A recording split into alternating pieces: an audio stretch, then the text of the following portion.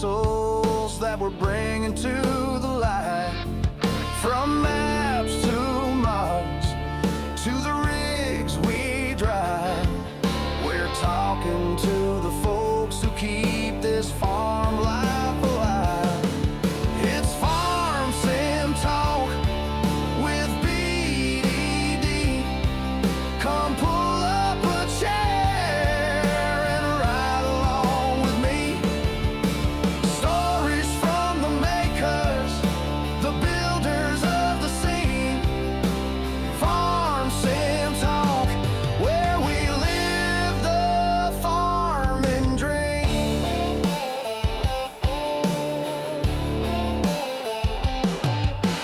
He's got questions rolling like a big John Deere, digging deep with modders so their voices we can hear.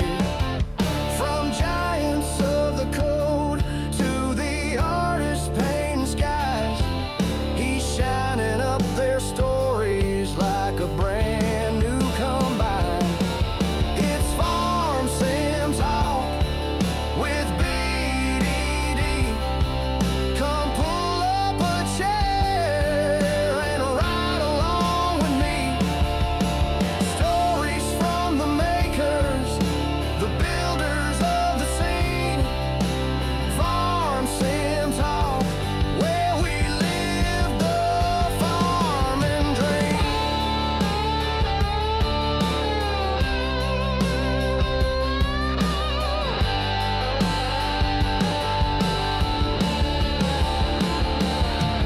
From tractors to textures, from silos to sounds, there's a whole crew of heroes making this world go round.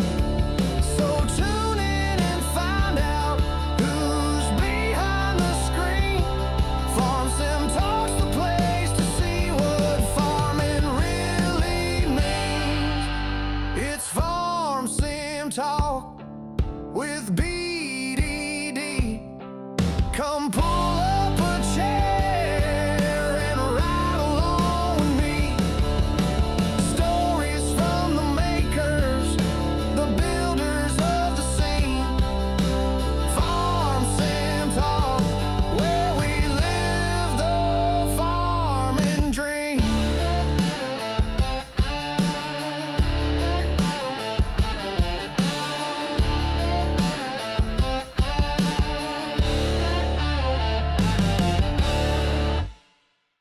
How's it going, everybody? Welcome to the channel. This is Big Day Dave, and this is Farm Sim Talk, a show where we get to talk to other creators here within the Farm Sim community and get to know them a little bit better.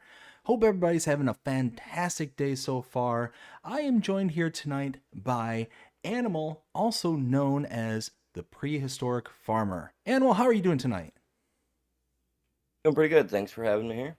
Oh, my pleasure, my pleasure. Before we get into this, I want to go ahead and give some shout outs there because I see there's a whole bunch of you out there tonight. We got Dust Bunny.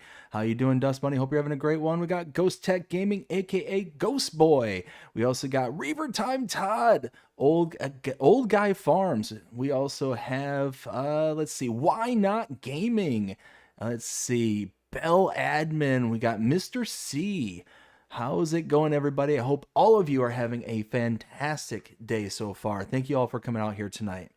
So, Animal, do you want to tell everybody where we can find you? Well, I'm mainly on YouTube. That's where I'm mainly at. You can find me over on YouTube at my channel, PreHistoric Farmer. I stream every day in the mornings, usually between 8, 9 o'clock in the morning, 4 or 5 hours a day. And then in the evenings, I do some Arc Ascended normally. So you can find me just about every day on YouTube, live every day. Excellent, excellent. And do you want to kind of give us a little introduction of who you are and what it is that you do for the community here?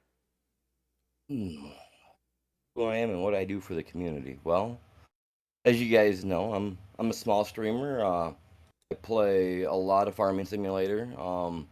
Got into that a few years back. Play a lot of Ark. Just a variety style gamer. I like them survival style games. Anything where I've got to farm my materials. Do stuff like that. That's kind of what I do in the gaming area. Who I am as a person, I'm just pretty laid back, chill, just like to relax, take everything in from everybody with a grain of salt, and put everything out with a grain of salt, and hopefully, people just enjoy what I do. Sounds like a good approach to me. And do you want to give any shout outs before we get going?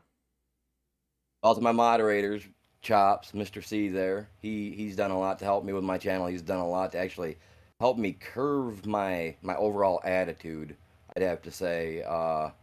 So I'd have to give him the biggest shout out, my biggest supporter, I'd have to say, honestly. He's been with me, what, 5, almost 6 years now, I believe. So yeah, he's watched me change from a hooligan, I guess you could say, to someone that is trying to be more upstanding for sure. So definitely a big shout out to him. My grandparents, they raised me. So, shout out to my grandparents.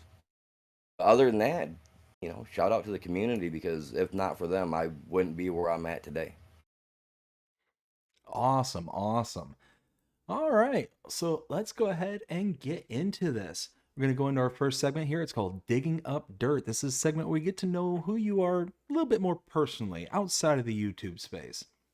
So, first things first, do you have a job outside of creating content, or is the content your primary job? Oof.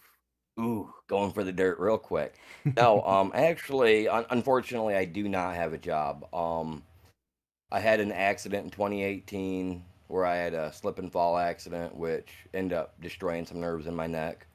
So I deal with my left and my right arm being numb roughly 90% of the day. So unfortunately, no, this is all that I do have.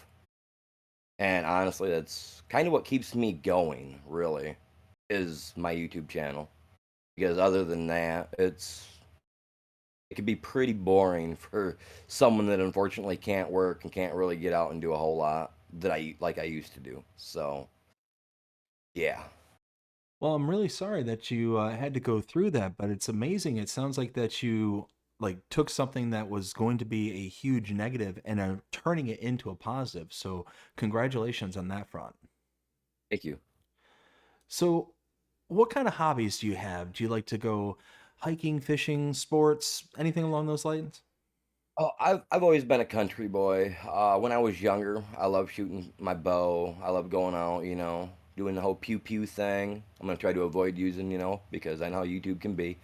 But so, I like doing what us country boys like to do, roll around in the mud, play with pigs. No, I'm joking, but you know what I mean. Just do country boy stuff, fishing, hunting, I love art. When I was younger, I was really big into doing art. I used to make art pieces for a little tattoo joint out of Grand Rapids, Michigan for a while. They used to buy art pieces of mine. How much they ever really used of it, I don't know. He was generous enough to buy the stuff, so kudos to him. Thank you. But I've always been into art. I've always, loved stuff. As you can see behind me, I've got a couple of art pieces. I got one of Joker hanging up that I had bought. A couple of them, back. So I like art in general. I've actually been, for the people that have been following me, they've seen me recently getting back into trying to do some of this artistic stuff I have. Like I said, I deal with nerve damage a lot, so my hands are always numb. So running a Dremel drill and doing the new type of artwork that I'm trying to do is it's real strenuous on me. It's real strenuous on my arms and whatnot. But for the people that have showed the interest in it on the first couple of shorts that I've done here in the last couple of weeks, I'm very thankful for that. And I'm hoping to expand that into my channel a little bit more in the future. So yeah, it's something I like to do, on the side. I've always been into it, like I said. Some of you guys haven't seen it. I don't know if you guys will be able to see it, but here's a quick shot of it. I don't know if it'll show up. Probably not, but it's glass etched artwork. I have a Oh, short on it. yeah. You guys can check that out. My favorite movie is Friday the 13th, so I'm doing Halloween pieces right now. So I'm started with Jason Voorhees. I'm going towards some other guys. So I'm really trying to expand into that because that's something I've always thought was cool and I'd like to get into. So Oh, that's that's kind of like the hobby I'm trying to get into that'll also hopefully help work with my muscles. so. So, With the accent that you've gone through and you doing the artwork, does that help at all, or does that actually kind of make things worse for you? Just out of oh, curiosity. well, I'd like to think that it helps because it's been since 2018 since I've actually been able to really be out and work and really do what I want to do. So I would say that it's helping, but it does get obviously irritating when your hands go real numb. You guys know that feeling where you sit on your leg too long, it goes to it falls asleep. I get that feeling in my arms all day. So something like that. It actually, like I said, it kind of irritates it, but at the same time, it kind of combats it. You know what I mean? The numbing feeling kind of makes everything. So I'd like to say that it's working and helping, but I'm not gonna stop doing something that I like. I'm gonna try to fight through it.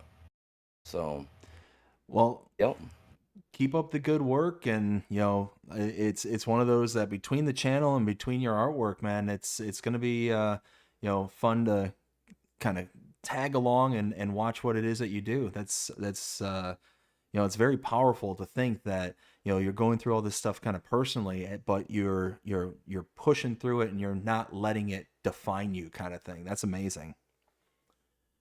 So I did appreciate I that. did I hear that right? Did I hear fellow Michigander? Yes, sir. Yes, Oh, sir. okay, okay. Well, Yeah, I'm roughly central Michigan. You know, the area that I'm from, we like to brag. You guys, we like to brag that we're the middle of the mitten, which I don't know how it worked. Red Wings, I don't have my Detroit Lions hat with me. I actually have a Detroit Lions hat identical to that, all blacked out. Yeah, I had a hard time choosing between my Jason Voorhees or a Detroit Lions shirt. I was like, oh man, what am I gonna wear, man? Like, oh, but yeah, no, I'm big Michigander. Tried to move away many a times, been dragged back every time. I can't get away.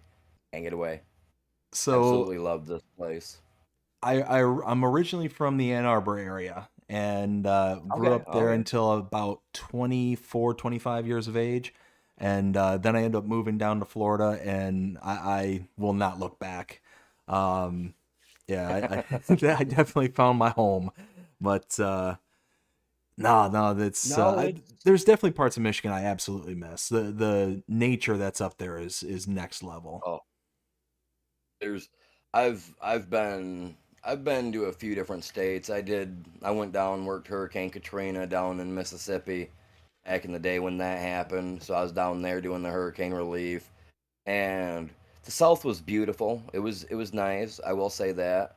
I didn't like the thought that in December going like this and looking up and watching snowfall melt by the time it hit the roof of your house, so you were feeling raindrops on your face instead of snowflakes. I wasn't really into that, being that I love to jump on a snowmobile or back in my youth, hit the snowboard and go, crank the hills. But so yeah, that was a slight bit of a disappointment for me being down there in Mississippi. I mean, it was during Hurricane Katrina time, so it might be different than that in the South for you guys. I don't know, but Well, I no, can the tell South you was actually really fun. I can tell you that we don't have a lot of winter sports around here. No, no, you guys don't. We get a lot of passerbys that are coming through from the Florida area with their snowmobiles that are all like, "We're just looking for the white stuff." No, unless you're going to Detroit, that's all up north, buddy. Yep, that's it too. So That's it. Yeah, right there on the East Coast, or up there in the north, up in the UP. Yeah, you might you catch some know, in the upper part of the hand, but if you want some good stuff, go to we the UP. yes. Oh my God, yes. We got where I live because, like I said, I live right in the central part of Michigan. We got roughly like 13 inches at most last year, where the UP, I think the one guy I was watching his video, they got like 13 feet. So I was like, Wow. yeah, I'm like, I want to go to the UP this winter with one of my snowmobiles, hopefully, but we'll see. We'll see. I got some work on those to do before that can be done. I tell you what, if you ever get a chance, I don't know if you've ever been there before, but I used to go up there deer hunting, and we'd set up just off of some state land up there, and it was in an area called Steuben. It's a little itty bitty town. It's right there. Uh, so if you're coming just north of the bridge, you head out west a little ways. It's almost dead center of the Upper Peninsula there, just almost halfway east and west, and halfway north and south kind of thing.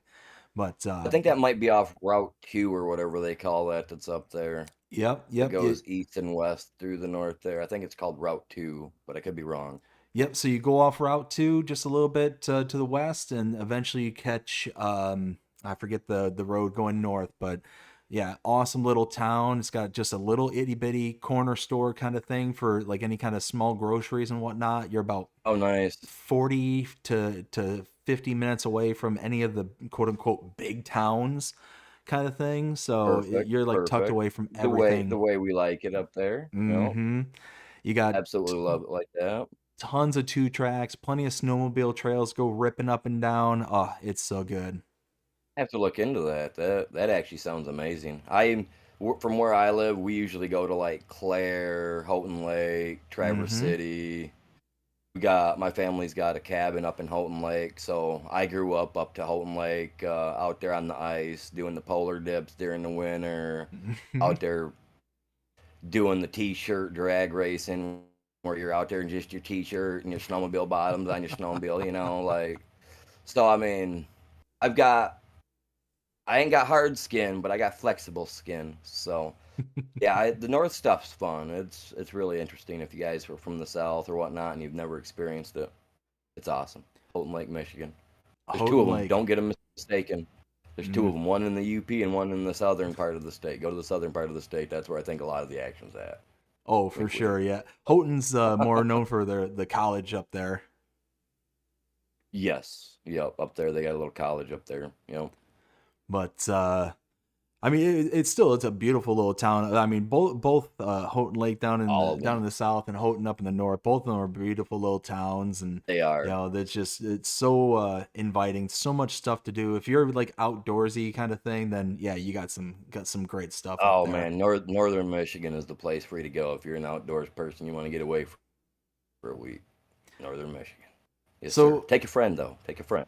oh yeah, Don't get oh yeah. lost. So you mentioned that you were into fishing. What kind of fishing do you like to do?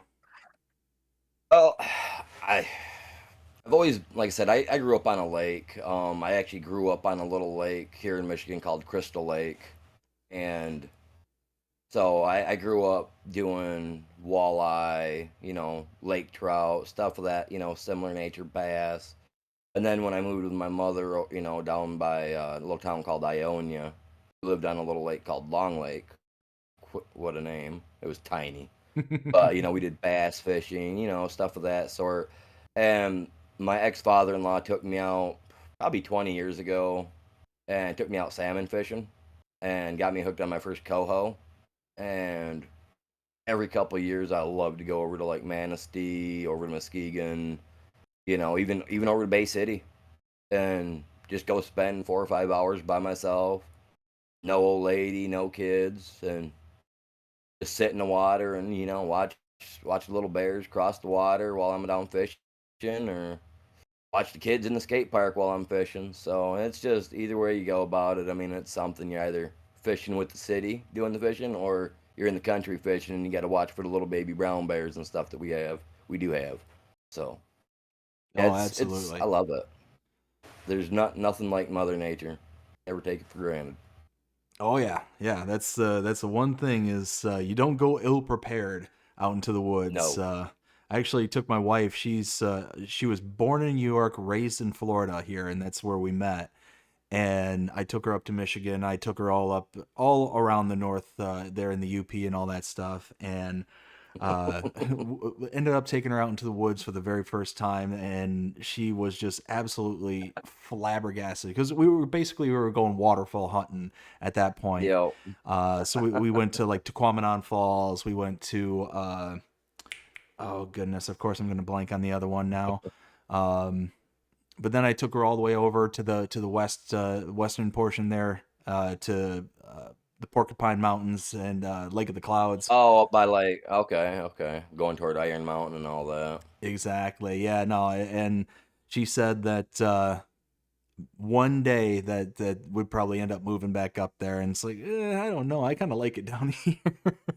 I mean, don't get me wrong. I mean, the Florida weather's okay. You guys got that warm stuff all the time. I personally, I mean, I like the snow. I like that 4 to 6 months guaranteed cool down period. You know what I mean? Mm-hmm. I find that that's the best. That's the best time to exercise too, is when it's cool because I can get a good sweat. Where when it's warm, I don't want to get a good sweat, man. I want to get a good chill on, man. I'm right So, there with you. Right there with you. So let me ask you this: What do you like to watch? Movies, read books, listen to music?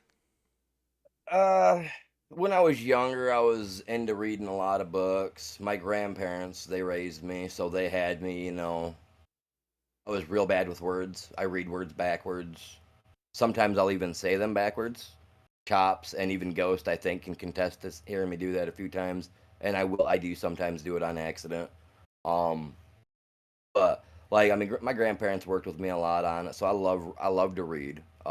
I've read all the Anne Rice novels, every book that Anne Rice has written that deals with vampirism in any shape or form. I've read every one of them. So Queen of the Damned, the books, stuff like that. I read every one of them. Uh, Bookworm, I had when I was a kid. I had every Goosebumps book you could think of in the early '90s. You just couldn't. So I loved reading. I got two different versions of the Hooked on Phonics for crying out loud because my grandparents are like, "We're gonna get you talking right, boy." So yeah, no, I absolutely love reading. It's a blast. Not a big math fan. For people that watch me, they know I'm not big on that. I've always had an issue with that. So yeah, What about movies and in a television? nutshell. Do you like watch movies and TV? Mm, I mean, movies if they're good. I don't want to get started on the whole Avengers thing because the first couple were cool, but the whole superhero thing to me, being that I grew up in an era where we had OG Batman, on the TV screen. I'm an '80s kid, but I grew up with the late '70s, early '70s Batman climbing up the fake wall. You know what I mean? So Mm-hmm. the newer stuff is it's kind of wearing on me. So I try to stay away from movies in general. I love horror movies. So if they're more into like the ghost, like uh paranormal activity, like I stay away from that movie because they're based on reality, and I've had too many issues in life to know what is or isn't fake, and I stay away from that. But I love anime. We love going to anime conventions, usually once a year. This year we kind of passed up on it, missed out on the chance to meet a couple people that have already passed away this year. But I mean, you got sacrifices got to be made. I'm hoping to go next year. To a couple of them down in Detroit. Closest one, I'm going to that. But What would you say yeah, is your so I'm favorite not scary movie? Friday 13th through and through. It's my favorite horror genre. I mean, I've got a tattoo like this big of them on my back even. So yeah, no, I'm a big Friday the 13th fanatic. I've loved every one of them, even though Jason Goes to Space was by far probably the most mind-numbing one they've ever made. Even though the comedy was funny, but so yeah, no, Friday the 13th for me, 100%. I've seen all the TV series. Yeah, got I've got all kinds of stuff for him all over. So I definitely say Friday the 13th. As you can see, probably over here somewhere behind me, Yep. I got a Friday the 13th bag hanging. I got a mask. I got a little popcorn bag like what you would get from the old school theaters Mm-hmm. when Jason came out. So I got one of those that I bought. It's a replica, unfortunately, but So yeah, I'm definitely into Friday the 13th. I want to get, a couple more tattoos of the other two actors that played as Friday and Jason, and then I want to get their signatures. I want to get them to like sign above each tattoo. Then I'm gonna go in and get that tattooed above it, just because why not? It's like taking an action figure in and getting them signed. I want to get them to actually sign right above my tattoo and get it done in. The only names I'll ever have on my body that have no real connection. That's pretty cool. That's pretty cool. I like that. I was actually noticing the Ghostbuster emblem there in the background there. That caught my eye. I 'Cause got I'm a big it's a Ghostbuster fan. blanket.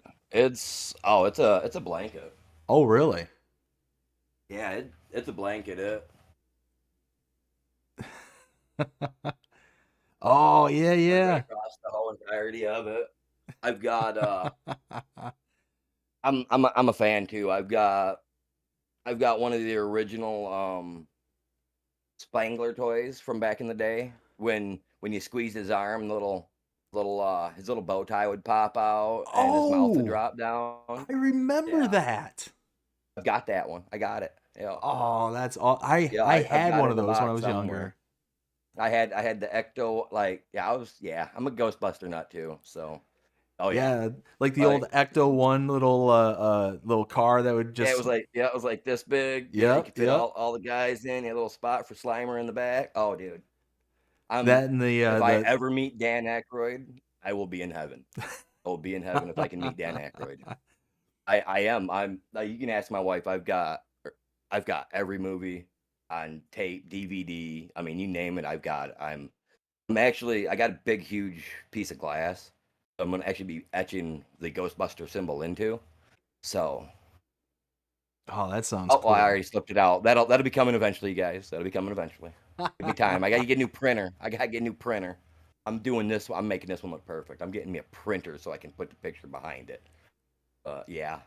So I do a lot of Nice. freehand as well. So yeah, no, yeah, I'm a fanatic. Definitely second movie choice right there. Ghostbusters, 100%. I'm I right could talk there about with you, that all man. day. Same here, same here. I remember when I Working was. on a new script too. Yeah. We're working on a new script for another Ghostbusters that follows up after the uh the ice horror one or whatever the last one was called. Oh, yeah, I forget what it was called, like Ice Kingdom Can't or. Yeah, ice something. It was cool though. Mm-hmm. It was an Mm-hmm. awesome movie. So yeah, they got another one coming out to that. Nice, We got a nice. script already worked on. So yeah, like I said, I'm a follower, man. I stay on as best I can with some of the stuff. Some of the stuff, maybe a little bit more than I should, the wife tells me, but you know, We can't pick the things that we're into, or can we? no, we really can't. I can't. I can't because if I find something I'm into, I'm spending every dime on it if I've got the chance. Mm-hmm. I mean, So earlier you mentioned anime. What's your jam with that? well, I mean, I like some of the anime they got out. Like I'm into like Baki, the the grappling wrestler or whatever they call him. I'm into that. I just call it Baki. It's a fighting anime. Anything that deals with like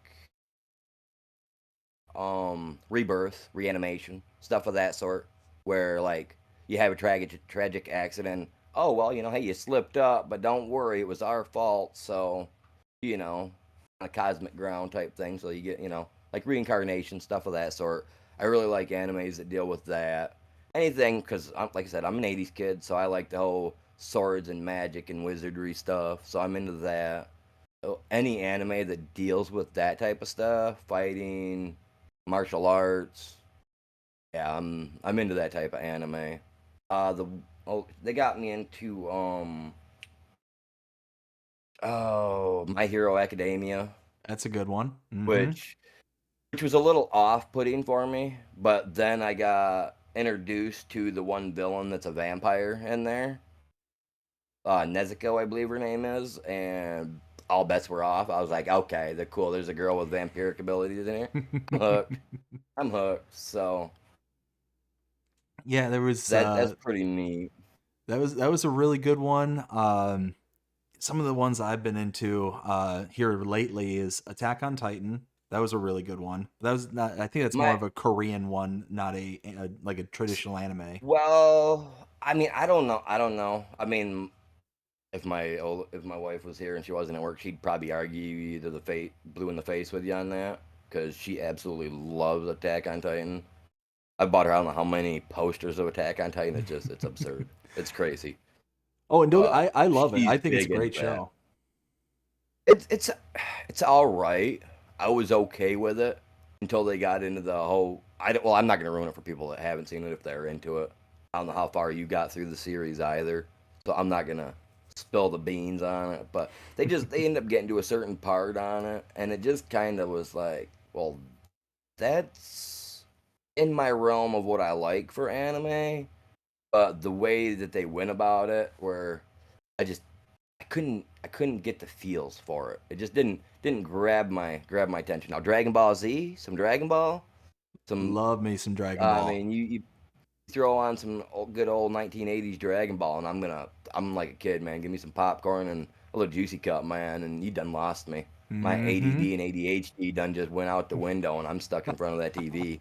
You know what I mean? Like I say. So, out of curiosity, what's your take on Super? Oh, absolutely love Dragon Ball Super. I've loved every step of the way they've went with it.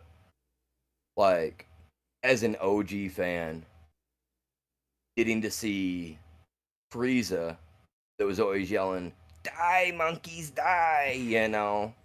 come into the point to where him and Goku were doing a super uppercut, hand in hand to put out the main bad guy. Like, I'm not gonna lie, for an adult at 40 plus chat, you guys, my stuff was on end. Everybody, it was weird. I loved it. It was by far the best ending. And they've had some stuff that people have been making on YouTube, making bits and pieces. I haven't really been following anything because we've gotten rid of some of those streaming services over the last couple of months, so I haven't seen anything like the last 6 months. But the stuff I've seen on YouTube kind of has deterred me away from it a little bit because I feel like a lot of that fan made stuff, they're reaching for the stars on certain things, and I just don't know how I feel about the fan made stuff personally. Ever since the creator Toriyama, rest his soul, passed away last year, it's kind of looked a little grim for the series.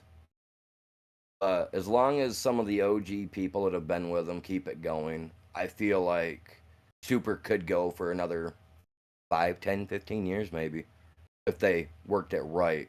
But you keeping Goku around as the main guy and not, as like a gradual backup or maybe just eventually a side character, I think is what they should be doing because they've had Goku for 30 plus years now. Hmm. He's been resurrected how many times? I mean, you can only I get so strong. I know that they've attempted to move away from him on several occasions. They want to push it to They, Gohan or you to know, Piccolo or whomever, and it's like, they did Pan for a little bit. They did a mm-hmm, season where they had his granddaughter Pan, which was actually really good because at the very end, it throws the homage to Goku. He's up in the clouds, pulling the old red belt tight back from the early days when he was actually out there still fighting with Piccolo, doing the whole world tournament stuff. Well, that was pretty cool with that. I thought they did good with that. The Gohan thing, I kind of thought they made that too mirror imaged to Goku and his struggles. They just mm-hmm. they felt too much like if the Goku wasn't there, his struggle really wasn't a struggle. You know what I mean? It kind of felt like a pampered party, and I just really wasn't into that. I mean, once Gohan grew up and they took him out of that tension, and they were like, okay, you're dad, you're still cool, you're still strong, but you're not that guy. Mm-hmm. I think that might have been a good turn with him because he was. I mean, ultimately Gohan was just way too soft, and for me, a soft character has no room in a true fighting style anime. Sorry, Exactly, exactly. that's like So Yamcha dying every time. That just turned into a meme. I mean, let's just be Did honest. laid So, out. what kind of music are you into? Ooh, 80s and 90s rock. Um, I like old school rap, stuff that told the story. Um, Country music, it's all right. It's gotten even the country music has gotten too watered down for me anymore. It's not what I'd like to hear. You know what I'm saying? Like country used to have soul to it. It Mhm. used to be what the people really did in their life, stories, might not have been exact, it might have been a little overrepresentation, but it was still a story of their life. Nowadays it's just I don't know. Like a lot of the rap, it's nothing more about, wielding the pew pews and how much of that stuff off the streets they can down, you know what I mean? So it's just old school for me. 80s, 90s, rock, country, and rap. Guaranteed.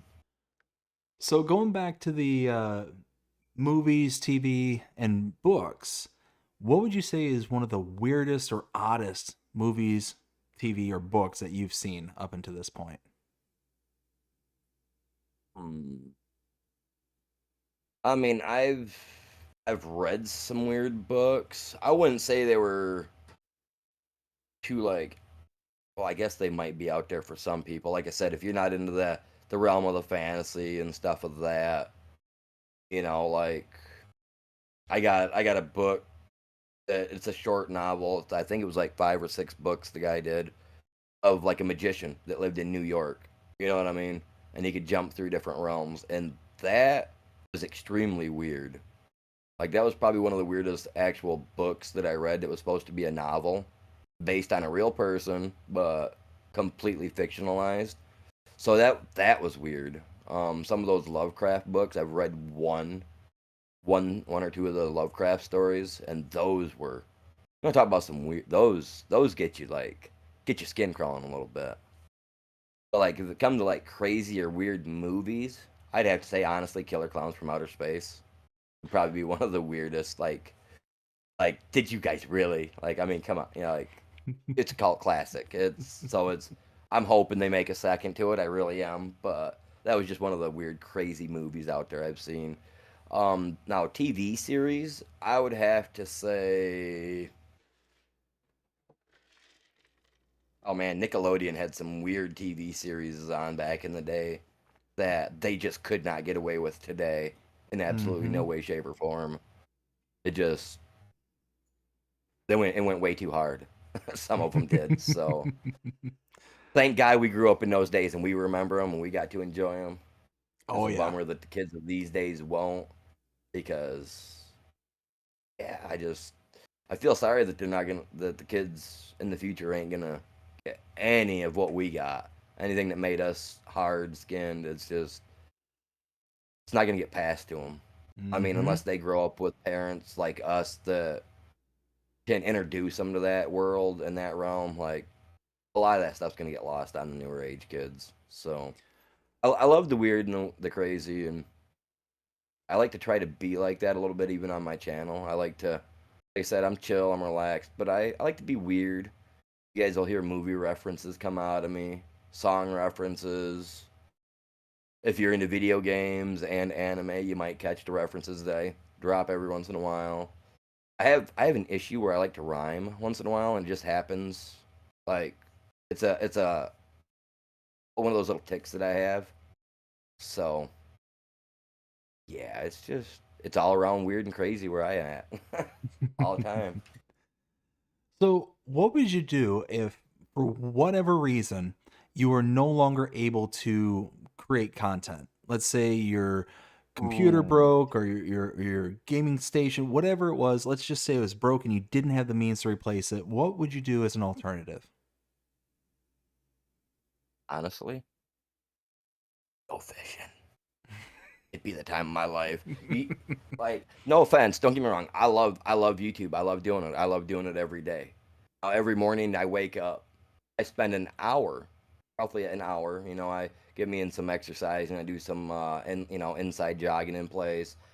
But trying to think of what I'm gonna do with my stream every day, being that I try to run it like a series where it's a continuation every day. I'm not like one day I'm just woodworking, the next day I'm out just digging a hole. It's in my live streams, it's a combination of what I'm doing. So I try to make it as real for myself, but at the same time, I like using some of that stuff that's a little out there, a little bit not so realistic. Like I like to use the super strength stuff like that. Yeah, no, it's just love it all, man. I don't know what else to say. I get lost on my words sometimes. So It's all good. It's all no, good. if I couldn't do streaming, man, I like I said, I really don't know what I would do because with my with the issues I got, I like to keep myself busy. And if I can't keep myself mentally busy, I have to keep myself physically busy somehow. So I it gotcha. keeps me grounded. It keeps me grounded doing YouTube does. It really does. Because I don't know where I'd be at, really, honestly. I don't know what I'd be doing. I couldn't foresee myself not doing it. Like I said, I wanna do it up until I can't do it no more. So if something happened where my PC went down, I'd be on my PlayStation. If my PlayStation went down, sorry babe, I love you, but I bought it. It's coming with me. I'm bringing it up here. You know what I mean? I'm gonna find a way to try to stream. Um, yeah, it's. I'd have to say for me, like I said, being disabled and not really being able to get out and do a lot of the stuff that I used to love to do, like the riding the skateboards, the riding on my bike all the time because of the pains and issues. Like that's what really keeps me going. So yeah, if I didn't have it, I'd probably be back into my depression and anxiety, be on the rise as it used to be. So it's a good avenue for me to let go, release, and be the person I can't be around everybody else in my family because how family are, they expect you to be somebody that you're not. And how can you be that when mentally inside you got 30 voices going at you? You know what I'm saying? And so it's hard for me to be myself around my family. But to where I'm live streaming, I mean, for the people that know me, like Chops, Ghost, and them, like I'll go from one thing into another and then into another like real quick because that's just how my mind works. It's running a mile a minute. Like right now, I'm like I said earlier, I'm nervous as crap because I don't usually on camera. So, but no, it's going a mile a minute as it always does. But yeah, it's what keeps me grounded. So yeah, if I didn't have it, I don't know what I'd be doing. I really don't. So, do you feel like it's always been like a dream of yours to be a content creator, or do you feel you just kind of fell into it? It definitely was not a dream. It definitely wasn't even something I'd ever even thought about doing. I mean, I've been doing YouTube now, honestly, 10 years, give or take 10 years. So I've been doing it like back when the big OGs, the big 5 or big 10, whatever you want to call them, on YouTube. Like I've been doing it for that long. Like I started back when Beast was still just a twinkle in everybody's eye, and he shot out real quick, you know what I mean? Like I started when all of them guys really did. So I didn't start it for myself though. I did it because me and my ex-wife got a divorce. My kids moved with their mother. My kids wanted to watch me, and I was restoring an old BMW that I had because I love my BMWs. So I was trying to restore it for something to do.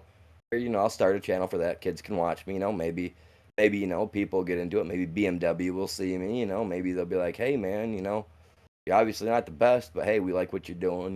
Maybe I was hoping that something cool like that would happen, which it did. I did end up getting reached out by a couple automotive people that wanted me to make videos of their products, which I did try to do, which didn't turn out that great because the one mechanic that I actually needed to do the work screwed me over on it. So, but yeah, once I got done with my car, my kids were like, "Well, Dad, you play Skyrim. Let's see you play some Skyrim." So I went to playing Elder Scrolls Skyrim because that's one of my all-time favorite games that I love to play. And yeah, that's kind of what got me into the gaming. And about a year and a half ago, 2 years ago, I just like I got sick and tired of my channel not doing nothing. Like it wasn't going nowhere, not doing nothing. And I was on the verge of quitting, and Ark Ascended had just dropped. We had a big delay on PlayStation, so us people on PlayStation couldn't get it. So here I was, I already had it pre-bought, ready to go, couldn't do it. Well, I decided one day, okay, well, I don't want to quit just yet. I think I can do something with this. And I just got on PlayStation Store. I was like, well, let's see what games are free that I can download and play and just see what I think about. And one of my IRL friends was like, "You gotta check that farm sim out. You might like that, coming from a ranch family type stuff." Like, all right, no big deal.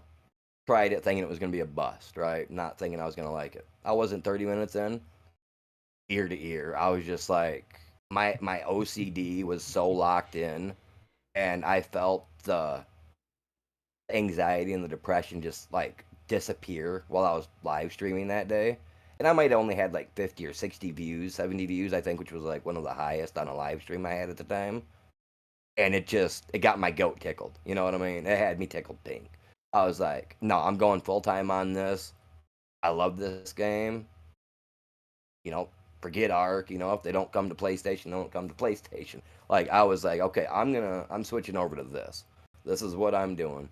And then the beginning of this year is when I decided to make the name change from my old channel, which was the Avery Project, because I did projects, worked on my car. And I decided to call it the Prehistoric Farmer because I love dinosaurs. I've always been a dinosaur fanatic as a kid as well. I always had models of them. So it's like, well, no, I'm playing a dinosaur game and I'm playing farming. Why not Prehistoric Farmer? I found some stinking little AI thing, oh yeah, run your name through it and see how, see what it could possibly do. I ran it through and it had like a 85% hit chance that just the name alone would help my channel out. Changed my channel name.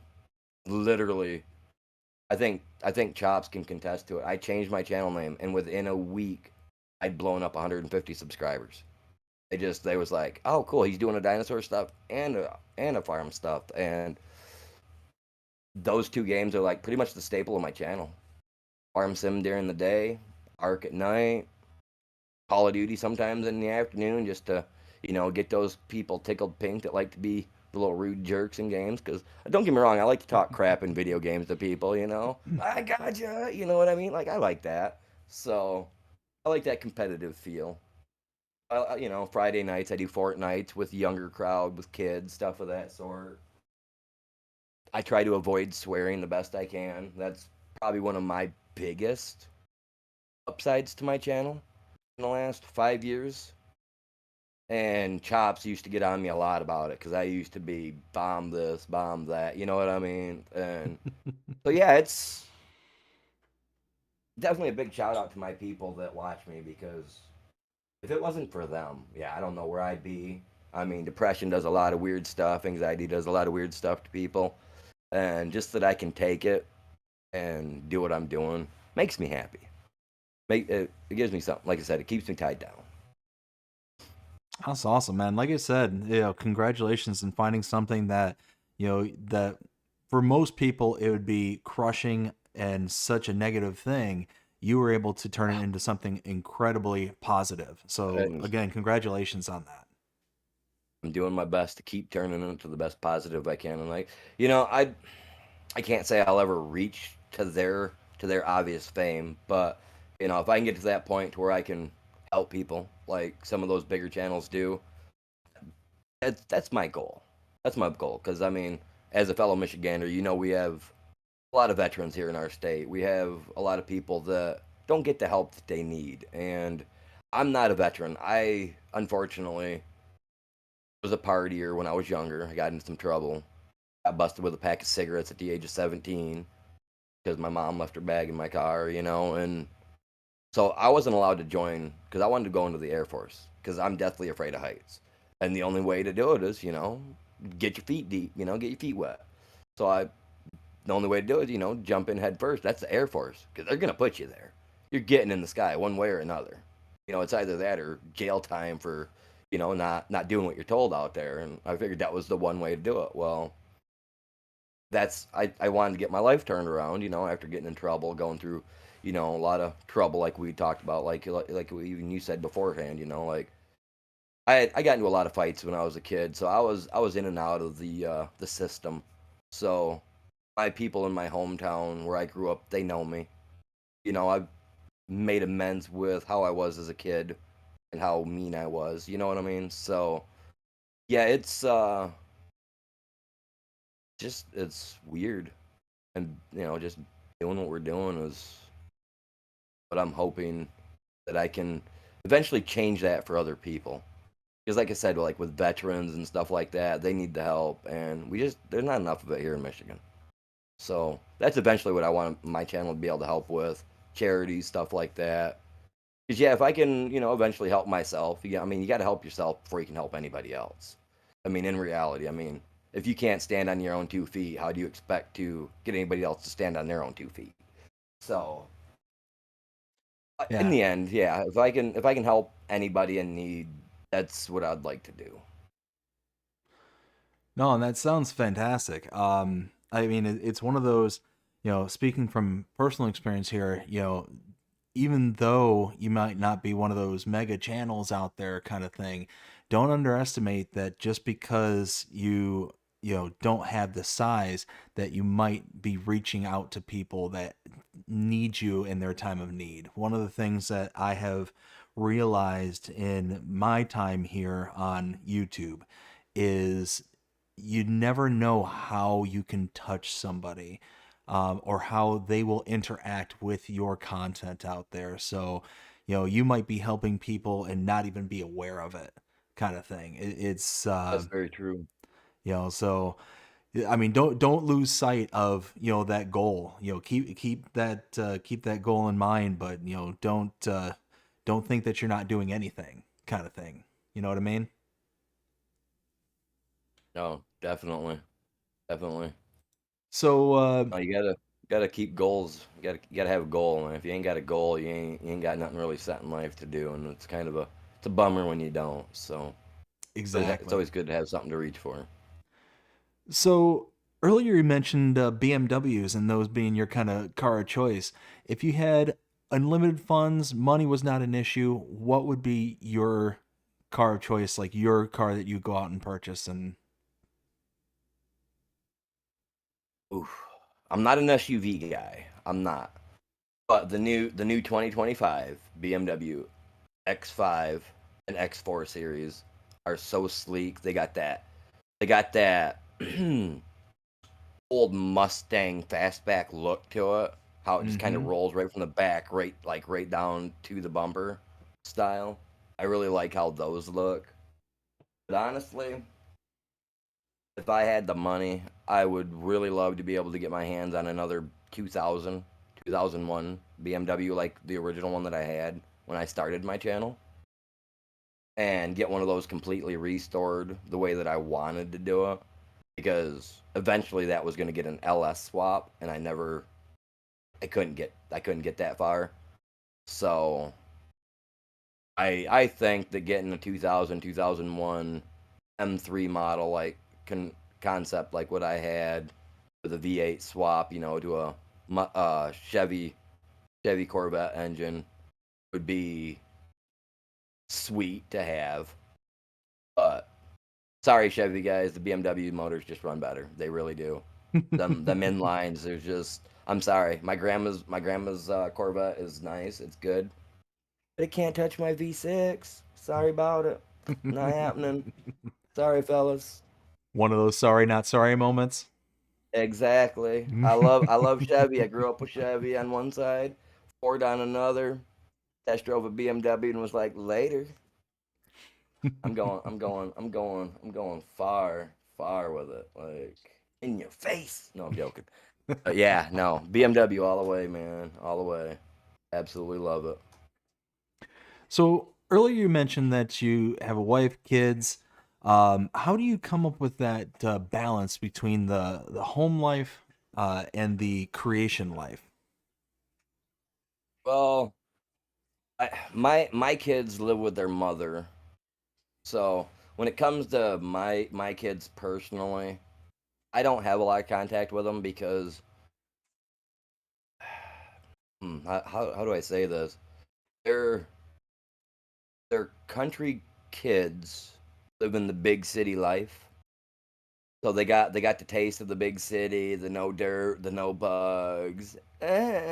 So they kind of went city. So I don't see them. They actually cut contact with me back when their mom got with the man that she's with now because he makes money and can afford to give them horses and toys and stuff that a guy on disability can't. So yeah, no, when it comes right down to it, it's mainly me, my wife, um, her kids that stay with their dad, but they're here every weekend. So it's really not that hard. I usually take whatever days my youngest stepson has for football practice or football, for the actual football games. I take that off because I'm sorry, practice time is that's kind of boring to me. I remember being in high school doing the whole football practice and wrestling practice, and even being in the sport, I didn't like it. So my kid's always like, "Well, why don't you come watch practice?" Well, I'd rather go watch you guys smash into each other than out there hugging each other, saying it's okay, sorry, bud. Like.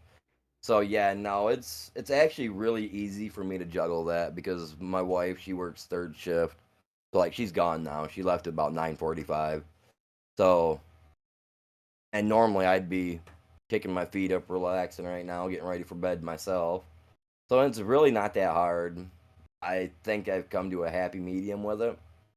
Now, when I was staying up all night streaming and then trying to sleep during the day, I found it to be harder for me because my routine would get so thrown off because, oh, well, I gotta go help do this with somebody or I gotta go do this with somebody. So I found that, getting a good night's sleep, going to bed 11, 12 o'clock at night, waking up, 6 o'clock in the morning for me is a good night's sleep.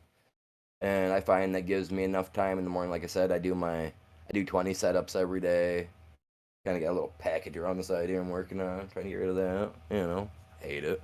Um, so yeah, no, it's actually quite easy for me to juggle my life with my streaming because she sleeps while I stream. It's oh so peaceful. Oh so peaceful, yes. Don't tell her I said that. So what's one thing that people are generally surprised to find out about you when they first meet you? I don't know. I mean, I'm told by the wife when like any of her friends have ever met me that they're real off put by me because I put off a real bad attitude vibe, I guess. I I don't know. You guys probably know what I'm talking about. I'm not gonna use the words that she's told me because we're on YouTube. But yeah, she says I kind of come off to people like IRL, like if they don't know who I am or know of me. I guess I kind of come off as like not such a nice looking person. I guess I've always got like a scowl on my face. I don't know.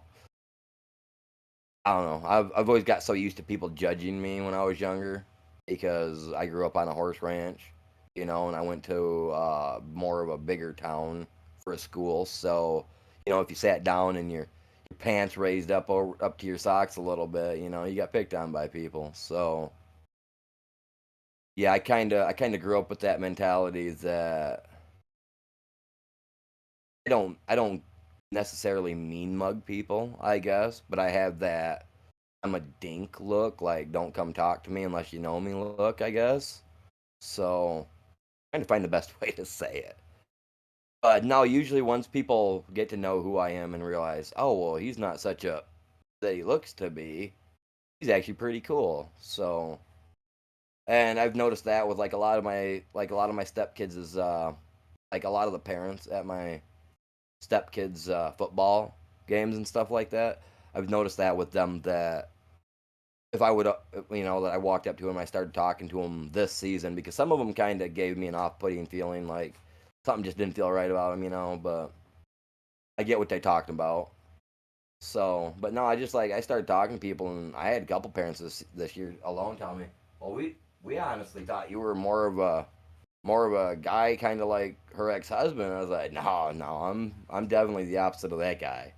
But yeah, so yeah, it really throws people off to find out that I'm actually a really decent person, really nice, even though I don't look it. So yeah, that's really what really gets to me when I find that out. Like, oh, well, they didn't really. Like, I'm always trying to smile. I mean, is my frowning that bad? No, so I've usually always got sunglasses on. I don't go anywhere without them. The sunlight burns my eyes for some reason. I don't know the reason on that. I gotta get my eyes checked out for that. But yeah, no, that's probably about the most I hear from people like in real life. I don't really hear much about people, saying, "Oh, well, I thought this or this about me," like from like streaming. Like I usually get people that are pretty decent and say, "Hey, yeah, you seem like a pretty decent person, and you got that voice we can just sit here and listen to talk type thing." And it's like, well, I appreciate it. So it's really a difference from like the online to real life people. I've met some of my viewers, real life. I've met them, and they've been kind of like taken aback, like, "Whoa, you don't look so nice like you do on the." Well, that's because I'm forcing a smile. No, but you know what I mean. Like like, yeah, no, it's weird. It is. It's weird because like I said, on YouTube, I get told a totally different thing, that I'm cool. I'm relaxing, or I'm fun to watch, and other people say, "Oh, dude, why you gotta, why you try so?" I don't try. What are you talking about? So yeah, it's weird. I It really is gotcha. weird. So, do you own any pets? Why did you see her come behind me? I She's did not in not. here, right? Okay. I do have a calico cat. She's an indoor outdoor cat. Her name's Luna. Yeah, she's not in here. I think she's outside. I got this like thing, a roll of carpet sitting outside on the porch right now, and she's absolutely loving it. So I can't. So she's been out there laying on that for the last couple of days. So I'm pretty sure that's where she's at right now. We have a pug named Arlo. He's an awesome little guy. I've really started connecting with him here in the last year, since my Rottweiler that I had got uh lost her uh lost her time with us. So I've kind of been connecting with him a little bit. I'm not a dog fan. I'm a cat person. Cats all the way. Um, so it's different getting used to a different dog, because I grew up. My parents were Rottweiler breeders. That's so I was never a fan of dogs. I got a big old scar actually on my face that you guys can't see it. I got a big old scar on my face and on the inside of my mouth from where a an Alaskan Malamute slash wolf hybrid mix from Alaska that my grandpa had like tore me up when I was about 5 or 6, maybe between 4 and 6 years old. So never been a dog person. They really freak me out. They really do. So when the wife brought home this Rottweiler pup that we had, being that that's what we raised, at my mom's, I grew an instant connection to it. And my stepson, he'd gotten a pug, and I'm not even gonna get started on those flat faced little things. But like Rottweilers are my jam when it comes to a dog, but I'm a cat person. So when my Rottweiler, when we lost her last spring, he kind of started warming up to me a little bit because he'd lost his sister. So I've kind of made a connection with him, and so he's a pretty cool little guy. He's awesome. He's my little buddy. But he likes to little pug, so he pees everywhere. He's a little. I can't stop him no matter what I do, and he can run around with a napkin all day. You ain't catching a drip, man. He's gonna beat you to it. So unfortunately, he has to live. He has to stay in his kennel when I'm streaming. I keep him in the kennel. Um, but He's a pretty cool little dude. Then we got an outside dog that is hers, again hers. So there's another a protection dog right there. So yep, but cat all the way. I wish I had her in here. She's usually sitting on the back of my chair. So I seen you got a doggo there was walking around in the background there a minute ago too. Oh yeah, I got a couple of them right behind me here. They're all curled up Oh and no. napping now. But so now I've got one of the hardest questions I think that Ooh. people struggle with the most. So if you could meet any three people, who would they be and why? And they could be past, present, Mm. Ooh, three people. Seriously. Oh man. and they could be Um. celebrities, they could be, family that you never got to meet or whatever the case may be. Oh, okay. Well, there is one family member in my ancestry that I'd really love to be able to go back in time to meet. And a lot of you guys actually know who he is. You guys actually know who he is. Well, you know a fictionalized story of who he is. And you guys would know him as Long John Silver. The pirate that Long John Silver was really based on, his name was Long Ben Henry. And Henry was Henry Avery. And he was just a little privateer guy that worked for the Queen, doing his thing, going after the other nations, gold ships and stuff like that. Turned to a life of piracy, became a well-known pirate. Like I said, by story-wise, you guys know him as Long John Silver, when his real pirate name was Long Ben Avery. And I'd really like to meet him. I know it's weird because he's a pirate and he's actually outside of the law type stuff. But he in the 4 year period that he was an active pirate on the open sea, had ships, and more than anything, even Blackbeard couldn't even compete with this guy. You know what I mean? Like Blackbeard was just a little pawn on the chessboard for this guy. Like I'd really like to meet him. We supposedly have royal bloodline running through us because by stories, he had kidnapped a princess from Madagascar, forced her into marriage, had 4 kids with her. She eventually fell for him, fell for that whole, do what you want type life. And they end up sinking ship. And there's 2 stories that either A, they went back to England, and another story where they sunk ship and came to America. So I'd like to think that they came to America. Like I said, I'd like to go back in time to meet them to find out, because when they sunk their ship, all that gold they had, all that gold, and I mean he amassed more gold than Blackbeard did. Now you imagine Blackbeard had a lot of gold in his stories and stuff. This guy was recorded to have more than Blackbeard. So where'd he do it? Where'd he put it? Is it here? Is it there? Where is it? You know what I mean?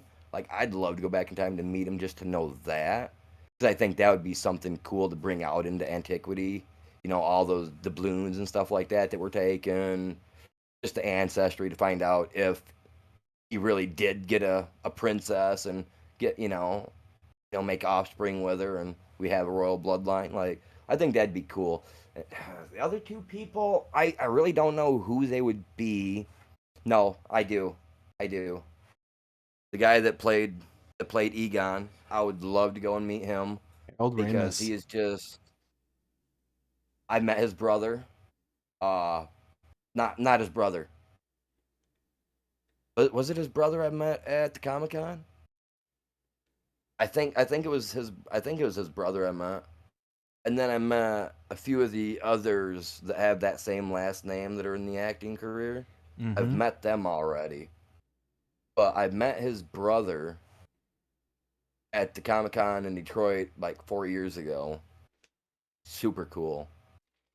And then I met one of his cousins that have the same name. He was actually one of the actors from Revenge of the Nerds. Oh, really? yeah, is actually related to him. I got to meet him, and that was super cool because there was a movie that that guy played in where he had a green coat on, and you could tell the green plaid looked like a green felt coat. Just I can't remember what movie it was, but when I seen the coat, I walked up to the guy. I was like, "Hey, man, are you impersonating the guy from?" And when he turned around, my stuff hit the floor. I was just like, uh.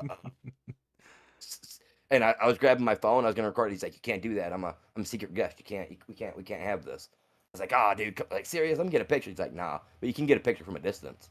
I was like, "Sweet." So him and his daughter walked up and was buying something from a thing so I could get a picture of him. That was pretty cool. I don't know who the third person would be though, because there's so many people in history that I'd like to talk to, and just because you have questions, like I'm not gonna get into it, but like you have leaders of all sorts and types. You got Buddha, you got Gandhi. I mean, you got like all them people that had knowledge that we just don't have no more. You know what I mean? Like those would be the type of people that I'd love to go back in time to meet, or just be all. You know what I mean? Absolutely. I think those would be the best conversations to have because compared to then to now, we are so far from where we should be. Like we've fallen flat. We went from the wagon wheel to space in 60 years. Hmm. You know what I mean? In less than a 60-year time frame. But since that time frame, we've lost that ability to go back to the moon. We've like, you know what I mean? So many common day people like you, me, my brother, your brothers and sisters or whatnot. We've all lost that commonplace knowledge on how to even build the wooden wagon wheel. Like they don't teach us that stuff. You know what I mean? So it's stuff like that if I had to go back to meet somebody, that's what I'd want. I'd want to be able to gain their innate knowledge on some of that because I mean we used a calculator, something that was powered by a calculator to go to the moon. But now we got stuff like this right here that's 1,000 times smarter than that calculator, but we can't make it back to the moon. So it was something to do with the old people. They had it, and that's where the knowledge is at. And It's as time almost goes as on, we're losing it. it's almost as if we lost or we gained knowledge but lost wisdom. Couldn't say it any better. You really couldn't. You really couldn't. And the knowledge that we have is so plain that I mean it's 2025. Honestly, we should be having gaming capability of Ready Player One. Honestly, by 2025, we should have that ability. I mean, I remember being 9 or 10 years old and getting a little thing that looked like the old scouter from Dragon Ball, and Hmm. we had Street Fighters on it. We had I mean, I everything that remember you could that. play on the old handheld games, we could play on this little visor that had just a little red screen. You could fold it up, and it looked freaking awesome. We don't have that no more. I mean, where'd it go? I mean, we got like the Oculus and stuff like that, which is an improvement on it. But we should almost be pretty much full dive into games, almost full virtual reality like they got in Ready Player One. And like I said, we went from the wagon wheel to space to da, da, da, da, here's our sign. So I mean, I don't know, man. It's weird. I The hear you world is there. taking a weird movement. I couldn't agree with you more. Couldn't agree with you more.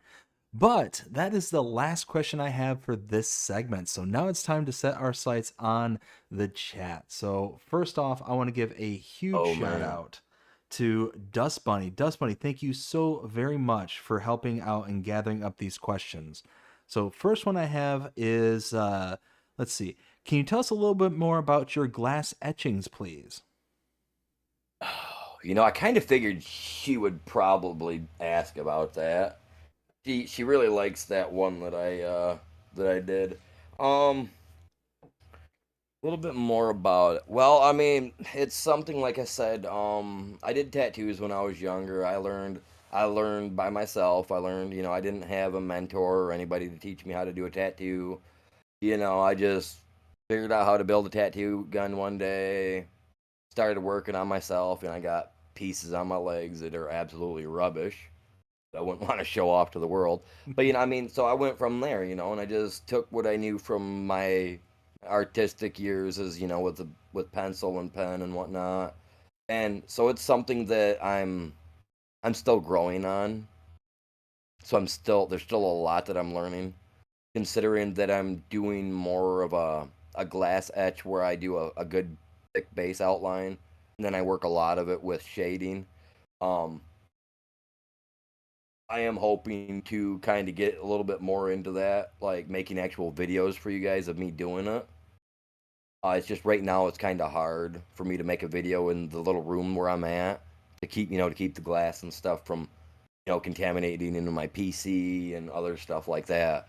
So, but yeah, like the glass etching thing, like I said, that's just something that I kind of wanted to do. Me and a cousin of mine kind of had this idea to do some stuff with mirrors back when we were 12. And I'm not going to say what the name of it is because I'm trying to figure out how to get it licensed and coined for myself. Because me and my cousin talked about it, like I said, decades ago. And I've looked the term up many times and nobody still to this day has used it for what I do. So trying to figure out how to get it licensed and coined for myself. It's going to irritate my cousin a bit. But hey, I didn't sign nothing, man. It was a co-conspiracy, man. I'm taking it though. Um, so, but no, it's really something that I do want to kind of get into as a as a side thing, because I live on a main road, I live on a dirt road, but I got a main road, and I live outside of a college town.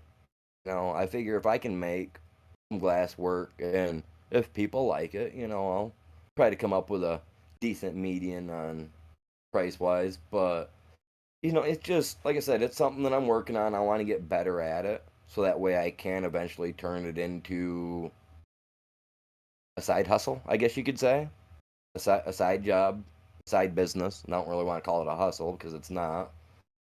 Actual time and work and a lot of effort because it's taken just from the piece that I did, I kind of gave you guys a quick little glimpse of it earlier. I know you guys can't see it very well in here because of the lighting.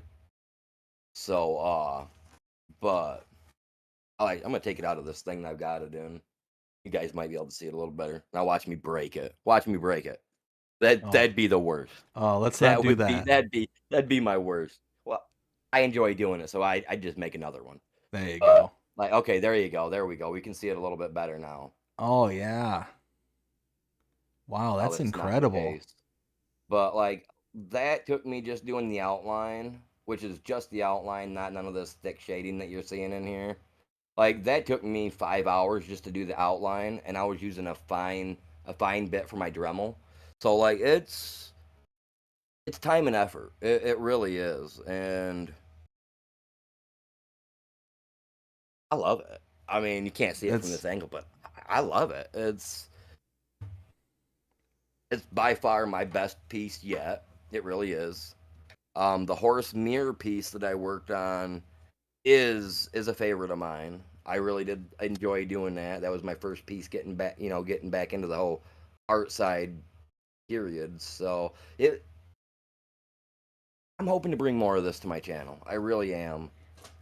Even if it's just for the enjoyment of other people just to see my artwork because eventually I will be busting out my old tattoo art book that I've got some old personal like own stuff that I've drawn that I will be turning into personal pieces of art as well. Stuff that the art guy never bought back when I was selling him tattoo paint stuff. So I'm, like I said, I'm hoping to turn it into something that people will enjoy and not a secondary channel because I really don't want to mess with that because that's just too much for my head to get wrapped around having a second channel on. If I can throw something piece here, a week, one or two pieces in a week, I'm gonna try to do what I can for you guys because I know like Dust Bunny, I know she likes it. I know a few of the other people have watched it, they've liked it. I got like over 400 views in my first day after releasing the one to the public after I had it private for a week, and I think the reviews were great. People enjoyed it, so yeah, I want to do more for sure, Dust Bunny. so One thing I've seen on like the on YouTube and whatnot are those kind of time lapse videos. Have you ever considered doing something like that? To where you Uh, just kind of record yourself actually making the piece, or is that kind of what you're talking about? And I'm y- just that's what I'm going to eventually get into doing. Because right now, like in the room that I've got, it's my old like my electrical room, where the electrical panel and stuff like that's at. So I okay. don't have a whole lot of room in there. Um, I don't I don't have any GoPros or anything like that, and I don't have anywhere that I can support my phone above me to record down right now. So eventually, I would like to be able to get, like something for my old PlayStation camera or something where I can hook it up and be able to hook it to something of a recording device at the least. So eventually, I might be able to live stream it even, which might be a little difficult for me. But I figure, hey, even live, because I'm more of a live stream content kind of guy than I am making videos. Because like if you guys watch my videos, I made those on Power Director. I downloaded it to my phone just so that I could make the videos. You know what I mean? Because I don't have that type of stuff on my PC. I've actually gotten rid of that type of content creation type of software because I'm a live guy. I mean, if I make a short with my phone, that's, you know what I mean? Like that's where it's at. So I'm trying to figure out how to get into it though. Like if I can get, even if I can get a cable to I can run from here down there, or a wireless camera that I can hook up to my PC and have literally in the room that's below me where I do my glass work, you know. I ain't got no problem going up and down a flight of stairs to turn stuff on, turn stuff off. So, I I'll gotcha. get it figured out eventually though. Let's see. Dust Bunny, thank you again so much for not only your question, but for your help. We got one from Ghost Tech Gaming. He says, what's the thought behind your gaming setup, including your chair? Can you repeat that one for me? He says, what is the thought? What is the thought behind your gaming setup, including your chair? What is the thought of it? He wants to see it. That's what he's at. That's really what he wants to know, isn't it? He just wants to see it. Perhaps that's Um, all the message I got. well, my gaming setup right now is it's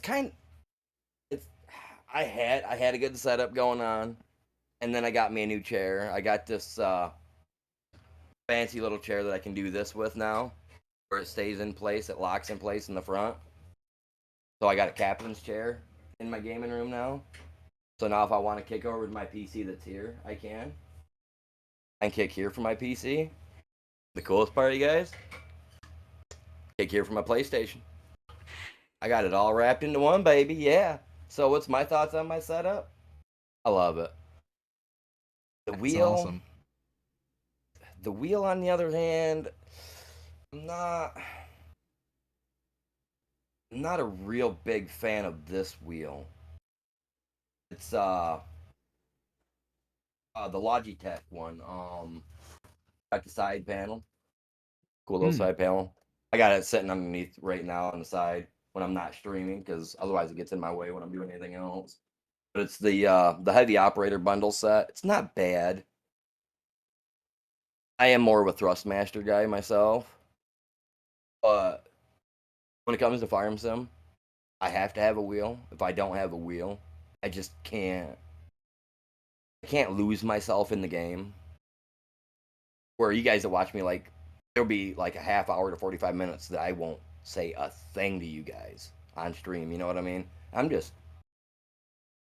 with my tractor, man. Like I done lost. I lost you guys. You know what I mean? Like I'm in it to win it.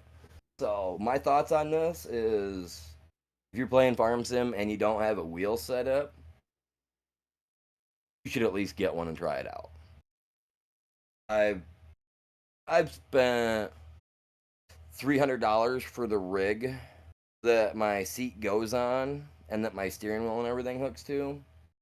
And then I spent another what 200 plus for the Logitech setup.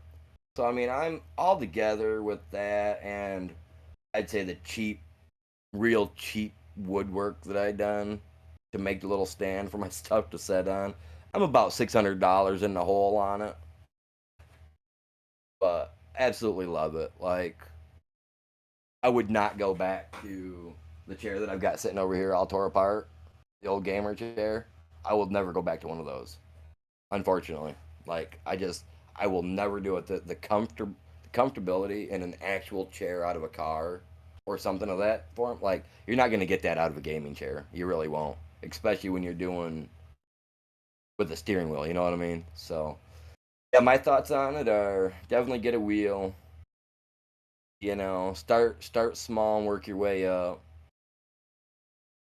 I love it. Absolutely love it. Awesome, awesome. I'll, Oh, go ahead. I was gonna say I'll never use my controller again. That guy sits over here to the side. Like, nope, he don't even nope. Only for art, man. Ghost Tech Gaming, aka Ghost Boy. Thank you so much for your question. Greatly appreciate it. We got one from Swim Shady. I love that name. Says, silly question. Who is the oldest, yourself or Wranglosaurus Rex? Myself or Wranglos? Well, unfortunately, I'm not sure as to how old Wranglosaurus Rex is, so I can't verify that. I'm 41 personally. I'm 41. So I'm not exactly prehistoric, but I feel like it, when I wake up and all my bones crack and pop every day. So I'm not sure. I don't think I've ever actually asked Rex his age. Swim Shady, thank you Huh. so much for your question. I greatly appreciate it. We got a couple of statements, not so much questions, and going back to the kind Uh-oh. of uh, the talk we were having earlier about helping people. So we got one from here from Cavalier Roy. He says, I'm sure you've already helped many without even knowing it. Thank you. I would like to hope so. I'd like to hope so. I know that in my past, I know Mr. C. He was there for one of the incidents where we had a young fellow come into my chat. Not gonna give details. Was having tendencies that it actually scared me. So when I ended my stream, I actually messaged him through YouTube and was able to talk to him for a while. So yeah, I'd really like to hope that I have reached more people than I really know of. You know what I mean? In some way, shape, or form. In a good way, I would hope. It actually brings a tear to my eye to think about that too, because that's that's a real sad thing to have someone come into your channel and literally just kind of like dump on you, and then when you actually talk to the people and you find out, yeah, no, it doesn't, you know what I mean? So I've personally been through that stretch of life myself. So if I can help somebody on that particular, I have not a problem stopping a stream to actually talk to somebody about it, even because that is the worst thing a person could do to themselves. 100%. Cavalier Roy, thank you so much for your statement. We also got another statement from Raxamilius. Says, even helping just one person is a huge thing for that one person. Couldn't agree more. Oh yes, I could not agree. I couldn't agree anymore either. I really couldn't. So again, Cavalier Roy and Raxamilius, thank you so much, and I hope I'm pronouncing that name right. Wow, that one question actually brought a tear to my eye. That's actually a pretty deep question. That really hits home for a lot of people that have depression and anxiety. So, I personally thank you for asking that myself. So, Thank you both so very much. Greatly appreciate the both of you. And now we have a question from Raxamilius. Says, what's your favorite type of gear in FS? ooh, my favorite type of oh, are you talking like tractor? Okay, well, if it comes to planters, right? I'm a Creverland planter. I like the Creverland. I like the way it works. It's got the little fold out spot in the center so you can hook onto it. Makes it easy for pulling. You got the connection at the far end, and then the workability connector in the connection in the center there where it hooks to your PTO. I like the Creverland for a planter, cedar, whatever you want to consider it. I get them mixed up all the time. So But I grew up IRL with the on the horse ranch was New Holland, so I love the New Holland tractors. And I grew up. My dad had a White's tractor, yard tractor, which was super cool. So when I seen that in 2025 they had an actual white and had the horse symbol and everything as like the original one did when they first brought it into the game, I was just like, I mean, you guys got me, you know. I mean, you got the white and you got the Holland, and now they got the mod that allows me to have the same New Holland model that I actually drive in real life, which is like a little New Holland Ford 75 or whatever. It actually says Ford on the side as well. So Mm-hmm. it's a little 115, 120 horse tractor. So, I mean, New Holland when it comes to a tractor. The harvesters in the game really don't matter. I mean, again, I like the looks of the New Holland. Um, John Deere is a big fan of everybody. Everybody likes John Deere. I don't mind it, you know. I'm not a fan of the yellow, but even a little bit of yellow they have on them. But I mean, you know, what do you do? So yeah, Holland and Cleverland and White. They're probably the favorites. Excellent, excellent. Yep. And Rax and Millis, thanks you again for your question. We got one that was actually gathered by Ghost Boy. Ghost Boy, thank you for this one.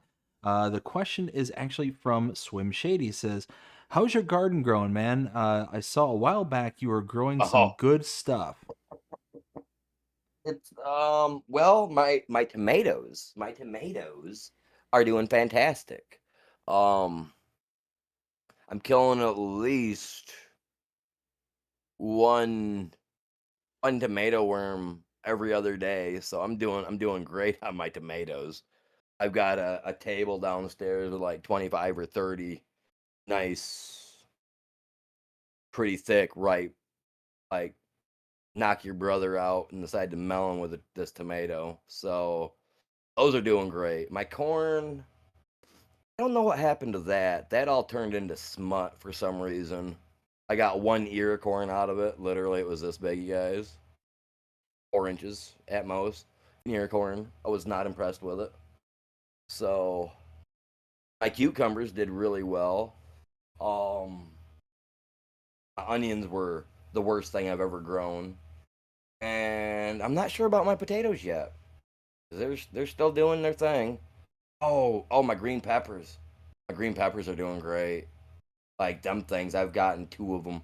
I got two of them nice, big old green, well, red bell peppers, a red and a purple, the other day. So yeah, it's all doing good. Extremely weedy, extremely weedy. So I don't know how much more of an update there can be on that, other than when I do an update saying the weeds have taken over. You'll see what I mean. It's it's gotten there. But my tomatoes are flourishing. So I got one good thing out of it this year: the cucumbers and the tomatoes. So I'm happy. I'm happy with it. I tell you what, that's the one thing I desperately miss about Michigan. When I lived up there, the tomatoes up there Oh, by far the way are the best I think I've ever had. I've yet to find another place that can give me a tomato that even comes close than up there in Michigan. and and I don't know why. I don't know what it is about our soil. Like I got sand and clay in my yard. So I've had to buy a lot of bags of like Pro Mix and nutrient stuff with peat moss, stuff like that to try to break down my clay value that I've got in my yard.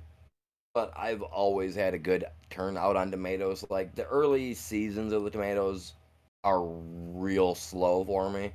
Like October, November, surprisingly November, I'm still going to be producing tomatoes, hopefully into November. Um, I don't have the canopy coverage like I did 6 years ago, where I grew right into the end of November, into December. So I know Michigan. I was literally growing tomatoes in December outside. I had a potbelly pig literally laid next to the tomato plant every day. That was his like little spot to lay. And funny enough, he's the one that planted the tomato plants, the little bugger. And so obviously you know what pigs are laying in, right? Well, he grew the Hmm. tomato plants for me, and they grew till December. No joke.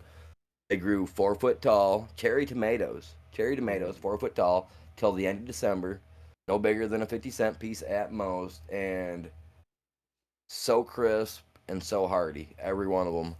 This year, I've actually got one tomato bush plant underneath of a mulberry tree. So if you guys are in Michigan, you guys are Michiganders, you guys know what mulberry trees are. The nice little purple berries hanging off the trees. They're delicious. Deer Hmm. love them. Well, I got one plant that I talked about it even in a couple of my shorts, that I had actually raked a lot of the berries up underneath my tomato plant and smashed them with my rake and then just watered the crap out of it. So I just got my first pickable tomato off from that the other day. It's got a little bit more ripening to do. I will let you guys know in my next stream though how that tastes, because I'm hoping for a sweet, more of a sweet mulberry flavor out of it. Considering that I literally raked all the mulberries up around this tomato plant to try this, so I'm experimenting. I'm trying some. I'm trying stuff. Trying stuff with my little garden. We'll see what happens. We'll see. Awesome, awesome. Let's see. Again, Ghost Boy, thank you for gathering that, and Swim Shady, thank you so much for your question. And actually, circling back to Swim Shady's previous question in regards to your age between yourself and Rex, according to Dust Bunny, she says Rex is 31. Oh, oh man, that makes me feel old. Oh, not really. No, that's cool though. That's cool. That's all right. I mean, I got a couple people that are in my chat that are older than me. So, Chops, where you at? Yeah, Mr. C, he's older than me. But yeah, no, it's awesome. That's cool. Let's see. And we got one more here from Old Guy Farms. Says, on your thoughts on the charity streams, I would just have to say, just pick a good cause and go for it, man. I do every year, but this year I'm stepping up a bigger platform. Yeah, I'm when I do get ready to start doing my charity streams, I want my channel to be a little bit bigger. Not that it's not big enough, but I'm hoping, like around 4 or 5 thousand subscribers wise, I will possibly start actually, trying to get some actual charity streams in. Because I'm hoping that by then I've gotten some recognition from more of us fellow farming simulator people, you know what I mean? And, maybe be able to get behind it a little better. Maybe, I'd like to be able to work with some of these bigger guys. I mean, they're all cool, I mean, I do tag some of them every once in a blue moon. I'll tag them in one of my streams because, who don't want to try to get, a big dog's attention? A little dog needs that big dog attention, you know what I'm saying? So, and I have been contacted by a couple of them saying, "Hey, you're doing good. Keep up the work." I'm not gonna drop names because I'm not that kind of guy. But I appreciated that from them. Even a couple, even one of the bigger guys from the ARC side has even commented on my stuff that I'd posted over to that Twitter account, over to X or whatever they call it now. So I'm hoping that someday, like I said, I hit 4 or 5K. We can do at least once a year. And since I'm an October baby, that's just kind of what I am. I was born a couple days prior to the Halloween, so the 26th. You know what I mean? So if I were to do anything, I would probably do them on my birthday. That way, I know I'm putting some real heart and meaning into it. Not saying that I wouldn't any other day, but I don't know. For some reason, I really go all out on my own for myself on my birthday. You know what I mean? So I could really see me like doing something tenfold, just crazier for my birthday than on a standard, charity event stream for veterans or homeless or something of that sort. Because on my birthday, I could see myself doing a full 24-hour stream. From midnight 01 on the 26th in the morning to midnight 01 on the 27th. You know what I'm saying? Like a full on 24-hour stream. I could see myself doing that. Where I couldn't foresee myself doing that on and just any other given day. I gotcha. I But gotcha. so yeah, that's definitely something in the future that, like I said, it's gonna happen. It will happen eventually. Awesome. Awesome. All right. So, actually, before we move on, you made mention a couple of times that you grew up on a horse farm. And one of the things that I've kind of noticed, now this isn't a universal truth or anything like that, but one of the things I've noticed that very oftentimes for those people who tend to be kind of drawn into the farming simulator game, whether it's, the casual player, the content creators like you and I, the modders, map makers, so on and so forth, there tends to be a general connection to whether it's like the farm life, being out in rural Mm. communities, whatever the case may be.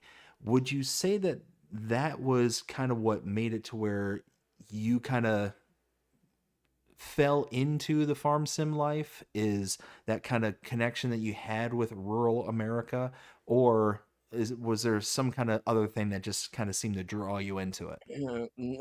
I mean, I grew up on a horse ranch on my mother's side, and on my father's side, they were farm hands. They were, my grandpa ran his own farm. He also ran his own roofing business, his own side, so he was a farmer through and through. Um, by the time I'd actually gotten old enough to start learning, getting ready to, get into the whole learning the whole driving a tractor and stuff like that. Because out of my family, I am the skinniest and the smallest out of the bunch, which, so being in the, 6 years old, 7 years old, and sitting on the tractor, I couldn't reach way up to the pedals on the old International or the old John Deere that my granddad had. So they couldn't teach me, and so by the time I actually got tall enough to where I could actually reach the pedals without them having to add a bunch of blocks to it. You guys on the farm, you guys know. You guys know. But like he'd already started going blind, and then he eventually started going deaf. So my that side of the family ended up falling out of it by the time I was actually old enough to get into it. So yeah, when I started playing it, like I said, I was into the game a half hour, and I was smiling from ear to ear. It was the feel of the nostalgia, right, of me when I was a little kid, getting to ride on my grandpa's lap in his combine while he did the harvesting of his beans and stuff like that. Like that really brought it back for me. And since he quit talking, to people and everything like that when he went deaf and whatnot, he just quit talking to people.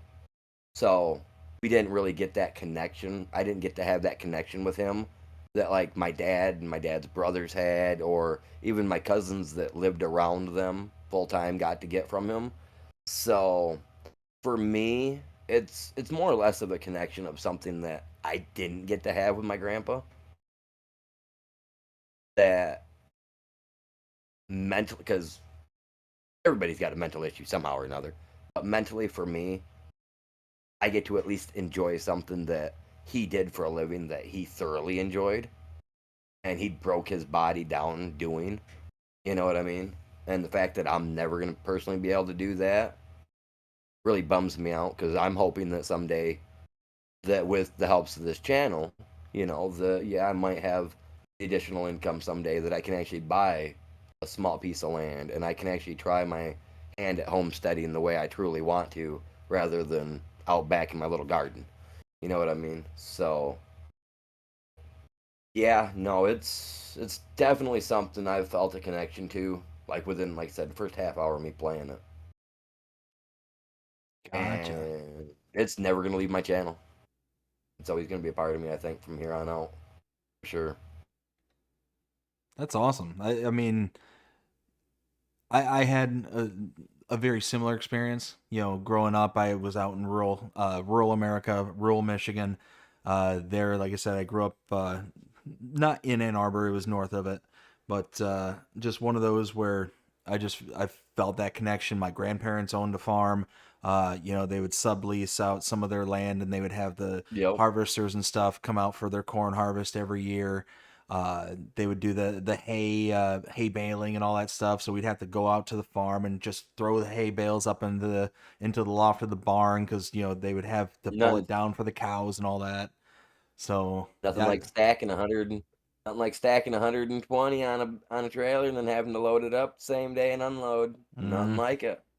As a matter of fact, I've got a scar in the middle of my forehead, just above the brim of my glasses here, when I was much too young to be, actually helping out and being of use.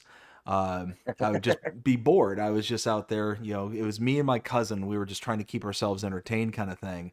And eventually, I climbed into the back of my grandfather's pickup truck. He had like an old Ford, like F-150 style pickup truck, and he had hay like actually stacked inside the bed of the pickup truck. Okay, you know. But in the middle, there was this little cylinder right in the middle of the bed.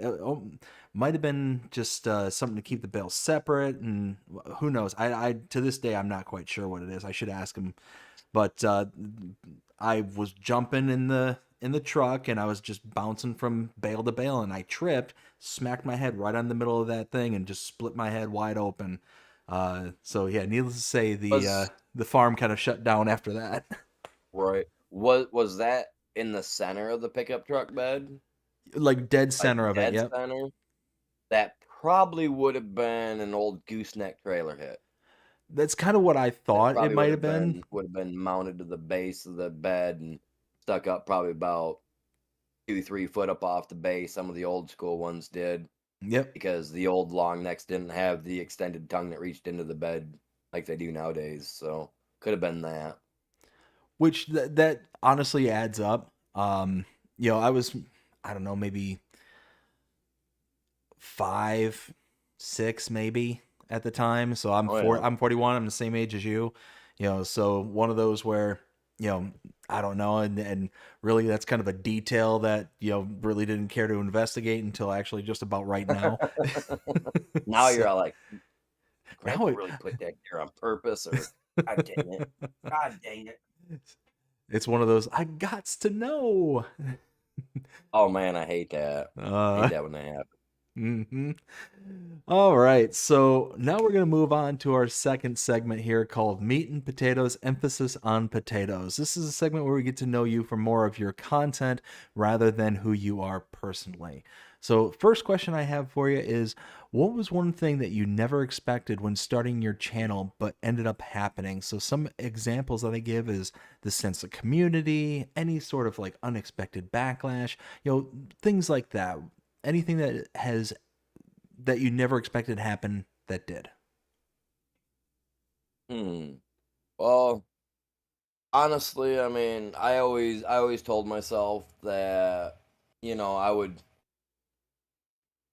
never make my YouTube channel about being a business. And I've come to the realization over the years that doing it my way and enjoying myself is fun. But if I want to enjoy myself with the YouTube and keep it going, I do unfortunately have to deal with the fact that I've got to make some extra money somehow because disability just ain't gonna cover it. So, like I said, like a year and a half ago, that's when I come to the realization that I really need to put my nose to the grind more with this and really put my time and effort into everything. The actual getting my channel out there, sharing it more, stuff of that sort.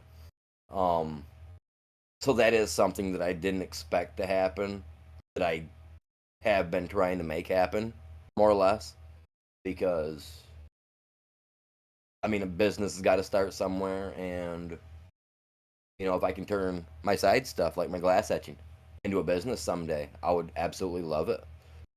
Like make doing charities on a yearly basis. If I can get myself to where just the random average American just knows or person in the world knows who I am, and we decide, hey, I'm doing charity. I don't got to go to my channel. I ain't got to kick on a live stream to let people know. Like like the Mr. Beast guy. He don't have to. It's Like I want to be like that someday. So there's a lot of things with my channel that's happened even that I haven't expected. Like I've had I had a guy I not a guy, but I had a couple of kids make a hate channel with my old channel name on it because they just got upset with me one day, like, and that's something I never expected to happen. Even I never expected that somebody would get that mad because they destroyed something that I was working on in game and I had to boot them out. Like I never expected something like that to happen. I mean, I expect a little bit of throwback, a little bit of something, someone talking some smack or something, but not to be sitting there one night streaming at 2, 3 o'clock in the morning and some person rolls up in the chat, "Hey man, I just found your second channel and you seem like a real beep beep beep beep beep beep." It's like, whoa, wait, what are you talking about, man? Like, show me this channel. So then I get to see the link to this channel. I'm like, dude, that's not me, man. Like, what? Like, no, it was just like this guy kid. He got mad because he was on my channel and he was dropping some words, the N word, and I don't mean no, in my stuff. And I was like, no, dude, that's not what I'm trying to do on my channel, dude. That's not cool. So I had to boot him. Well, the dude made a hate channel, named it after my original channel. I couldn't do nothing, but once I got monetized, I was able to do something. Then I had the backing of YouTube.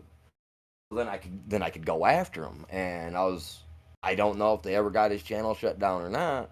But, I decided to make, I made the change. I changed my channel name up for the better, and I haven't looked back. And when people come into my channel, if they're butthurt over a comment that I've made or the way of thinking I've got, I tell them that it's a two-way street. My door is like a saloon door. It pushes open, and you can be pushed back out just as quick as that you pushed it open to come in. So I've just gotten to that point to where, and that's another thing. This is another thing as well. Probably a fourth thing that I never thought would happen is that I would never really, I never really thought that I would not care how my viewers felt. You know what I mean? But I've come to the realization also that there are certain people that's gonna watch my content. They're gonna say stuff that I'm not gonna like. So therefore, I'm not gonna care two tails less if they like my content or if they even stick around. You know what I'm saying? So I ain't got a problem being the total d bag that I can be, put you in your place if So, and that's one thing I never thought I would be like toward viewers. Like have to actually be a jerk back. And so yeah, there's just been a lot of ups and downs, and I try to focus toward the ups, but it's the downs that define where you're going and who you're and what you're gonna be. I stole that from a movie. Yeah, I did. Sure, I did. You know what I mean? It's gonna be what defines you. And yes, it was a Batman reference. If you guys didn't know. Um. So yeah, it's you gotta take the good with the bad. I've found with it. So, and I'm sure I'm gonna foot and mouth many more times throughout my career in this, but how do we do anything without learning and making mistakes first? So, yeah, those So are from me. I just looked at the time, and I normally try and keep these streams to 2 hours for the sake of my guests. If you want to continue, we can keep on going, or if you have to, start Oh, wrapping I mean, things up. if you got more, no, if you got more questions, feel free. I mean, All right, yeah, let's keep you on got going. time. I'm usually used to doing a 4 to 6 hour stream myself, so yeah, I mean, you got a couple more questions, go ahead and shoot, man. Oh, I'm all right we with it. got plenty, and I know there's several more questions that came in just shortly after I kicked over to the next segment, so Oh, we'll okay. get to those as All right. well. So you mentioned how you started playing Farming Simulator back when it was like free download from your from your PlayStation, I believe is what you mentioned. Yep. What version of Farm Sim was that? Was that FS19 or No, no, sorry, I did not specify, did I? No, that was Farming Simulator 22. 22? They had 19 on there that was free because I've got like the best I paid for the best package through PlayStation because I'm a gamer. Sorry guys, so whatever games I could get for free, man, I was paying that extra dollar to get them. And Farming Simulator 22 was like one of the top rated ones. You know, it was one of my top picks actually. And like I said, I was like, okay, cool, farming. Okay, cool. I grew up on a ranch. I grew up around horses. I got the scar on my shoulder from getting bit and thrown across the hay barn, by a horse. So no big deal. I can do this. And yeah, so no, it's Farming Simulator 22 was when I found out I could ride horses in it. Oh my god, Okay, so you've picked it that was up in awesome. you picked it up in 22 and you've played here up into 25. Have you played any other versions besides 22 and 25? Nope, that I have not. I've heard that 19 is good. I just after playing 22 and then getting the taste of 25, I just can't see myself trying 19, unfortunately. And I've got their 16-bit edition because I bought their special limited edition, whatever it comes with the little light and the little keys and all that jazz. And I want a new map. They screwed our map up. They changed the map after about a month after the game came out. If you guys have noticed that, I don't know if you have, but the growers map, when you look at it, they've changed it up. They've added things in there differently, so it's more integrated with itself somehow. And if you look at that compared to the original map that came with the in 25 and 22, the map that we have that came with our stuff ain't the newer version map. It's the old school map from like 22 for your growth cycles. So, I want a new map. So, But of the yeah, 22 and 25 uh series that you played so far, what was your oh, I'm not talking to you, Siri. Go away. Sorry. What was your most favorite map for FS22? No Man's Land, Great map. Absolute great hands map. down. No Man's Land.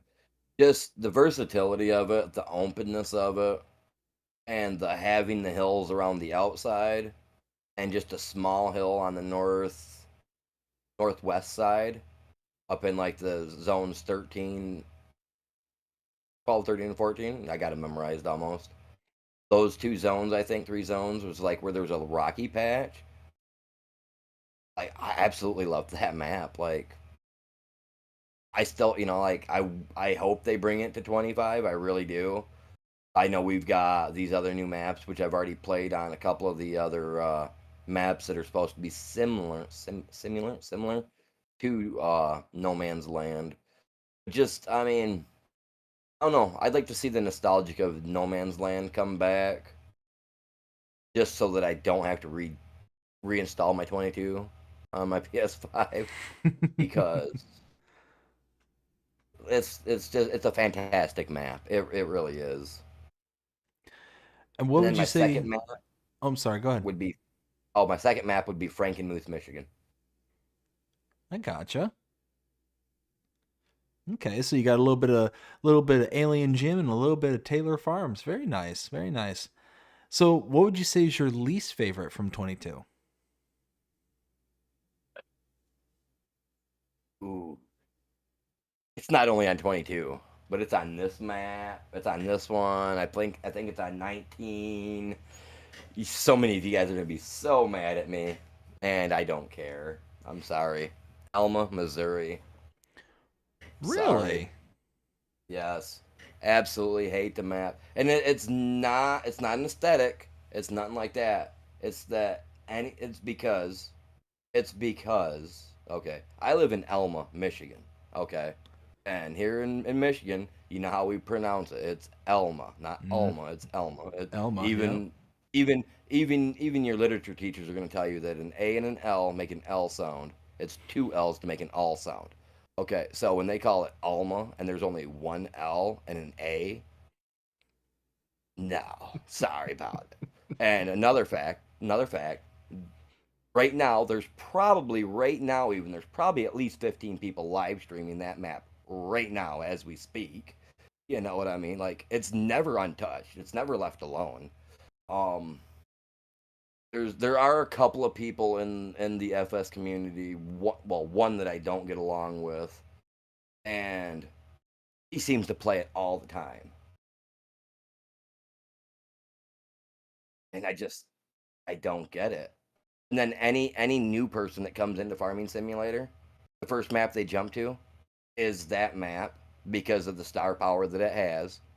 You know what I mean? Everybody jumps to it thinking, "Oh, I'm gonna get millions of views off it," and really you got 5, and it's like, why are there 15 people playing the same map?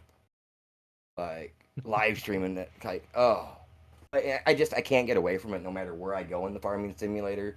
Like I can jump to King's Mods or something, and it's gonna throw up a thing for, "Hey, have you seen this map?" Right? And it's like, oh my god, get me away from Elma, Missouri, man.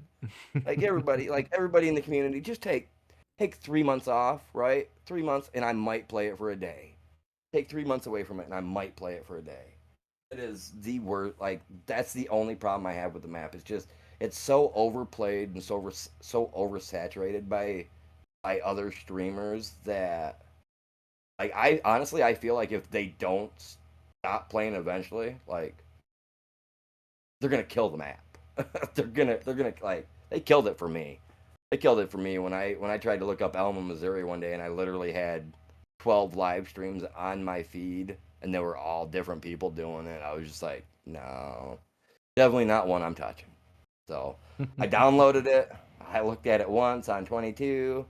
I was like, yeah, no, I definitely. And then Zilanka. And then Zilanka. I gotcha. That I is gotcha. another map. That is. When they first brought Zilanka out on 22, you couldn't even get into a driveway without hitting an invisible uh, curb. Would always be Mm-hmm. in your way. So that absolutely ruined my thrill for that map because I was day one on that map when they dropped it on 22, and it was absolute garbage. Then when 25 came out, I was like, all right, and they're like, we got a secret map for you, and then it was like, I was like, No. just right now, just the mallet, let's just get it done with.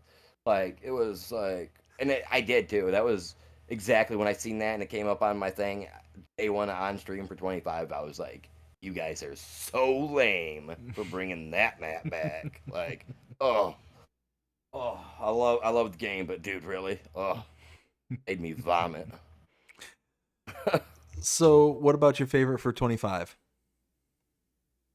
Oh, my favorite on 25 would absolutely have to be me and Ghost played it. What's the name of that map, Ghost? That was a really cool map. Uh oh. I can't remember what the name of it was, but it was one of those maps that's similar in concept to No Man's Land. It's like really woody. It was one of the first like Oh, was it absolutely the nothing in New type Frontier? map. Yes. New Frontier. There you go. Yeah, I think that was That by one's Ola awesome. Holdor. Yes. Yep. Olda Holder, or how? Yeah. It's Mm-hmm. a nice map. It really is. And then I actually just got done playing a map, not last month because I've been doing my cow farm one for the last month, 2 months now. But the one prior to this was a really nice one. Didn't I couldn't hit the bottom of it. I couldn't hit the bottom of the map using Terrafarm, and I terraformed out $30 million worth of stone off the map. Trust you me, I couldn't reach the Wow. bottom. Yeah, yeah. I did it all throughout a single month too. I spent time jumping between doing that and doing woodwork around the area to try to build a cabin. And oh, what was the name of that map? That's a good map. I actually am gonna try to get a hold of that guy about making me see if he'll make me a map with that map in mind, because prehistoric farmer, I want to eventually be able to dig up a dinosaur. You know what I mean, you guys? So I'm looking for somebody that can actually, like, you know how you have like the toys and stuff like that that you can collect throughout the map. Well, you can also hide those toys in certain layers of the map. Mm-hmm. That's how they're hidden, so that way, like, if you're on like a map that don't have nothing, they're really there. They're just hidden in the mesh. You guys can't find them because they hide them out of the way because they're on every map, and they can actually take those out and leave their concepts there, but replace them with different shapes. And they'd be able to put in like dinosaur bones or something like that in its place of the toy, and then be able to dig it out with an excavator and stuff like that. Like that's what I'm trying to find a map maker that can do for me. I'm already in talks with one guy about it, but I haven't heard back from him yet. After he was on my channel talking about how he could do it, so I don't think I'm gonna hear back from him. I think that was a lot of smoke he was blowing. But I've had a couple other people reach out to me about the possibility that they might be able to do something like that. I'm hoping. I'm hoping that in the next year I can have somebody make me a personalized map for my channel only, type thing. That'd be cool. For like, I'd like to see that eventually happen. Really. Which, I mean, it wouldn't even be too far a stretch because you figure, wasn't it in? It might have been FS19, but I thought it was also in 22 where they had the whale bones that were like decoration kind of thing. I'm pretty sure that might have been Yeah, 19. That I was the think that whale might have bone. been, yeah, it might have been 19 because I don't remember anything like that on 22. I remember like a lot of this, like some of the toy stuff you could collect, which was obviously like the Holland tractors, and you Mm-hmm. had your little tractor you had to get. You had your root crops that you had to get, the sugar beets that you had to collect around. What map was that? That was one of their later added maps just before the end of 22 or 25 came out. You could go around, pick up like sugar beets around the edges of the maps, or find them like sitting like up in the water spot by the one farmhouse. Oh man, it was Silver Run Mine. I believe had that on it where you could find stuff like that kind of laying around as well. Where you could just find like little toys. You could find the little wooden toys by the Mm-hmm. Yep. waterways. You had the frog in the north. You had the turtle over in the right south part of the map. I got that map memorized too. So yeah, like I've taken my time to memorize some of the maps, and I mean, if I can actually get somebody that can do that, that can convert those pieces out to make it like a T-Rex skeleton piece or something like that, to where when you find them, they snap into a little section in your house to make it look like a little miniature T-Rex set or something, would be really cool to see. Like I said, like I know it's gonna cost me money to eventually have someone do it, and I'm always strapped on the cash because of disability, but I'm not worried about putting myself, I mean, in the hole a little bit if I need to make something for my channel. So, yeah. I'm hoping in the next year I've got my own personal map that if you're a channel member, you might be able to get the download to play on there with me. But I'm trying to work on it. Trying to work on it. That's like the biggest thing I really want to happen for my farm sim channel, because that with a dinosaur mix in there just hasn't happened yet that I'm aware of for farm sim, and I think it'd be cool. That would be really cool. That would be really slick. So, if you had the ability to pick any map, now I kind of have a feeling I know the answer to this, but if you had the ability to pick any map to come to FS25, what would that map be? Oh, for sure, No Man's Land. For sure, No Man's Land. Only because there's more things I feel, by my understanding, there's more abilities with the mod side that can be done now with 25 compared to 22.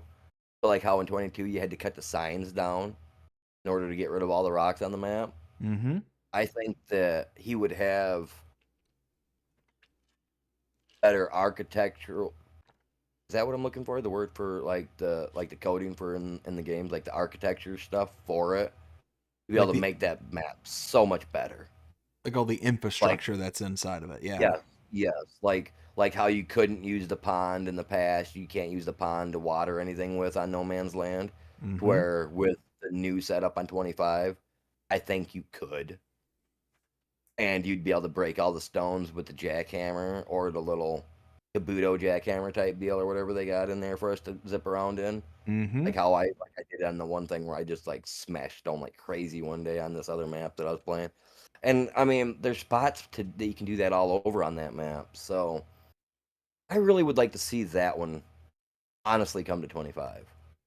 Because you would catch me doing a 2 month series on it. Straight out 2 month series on that. No joke. Like I've got every tree memorized on that top left corner, man. The way the sun hits it, man. I love it. It's a great map.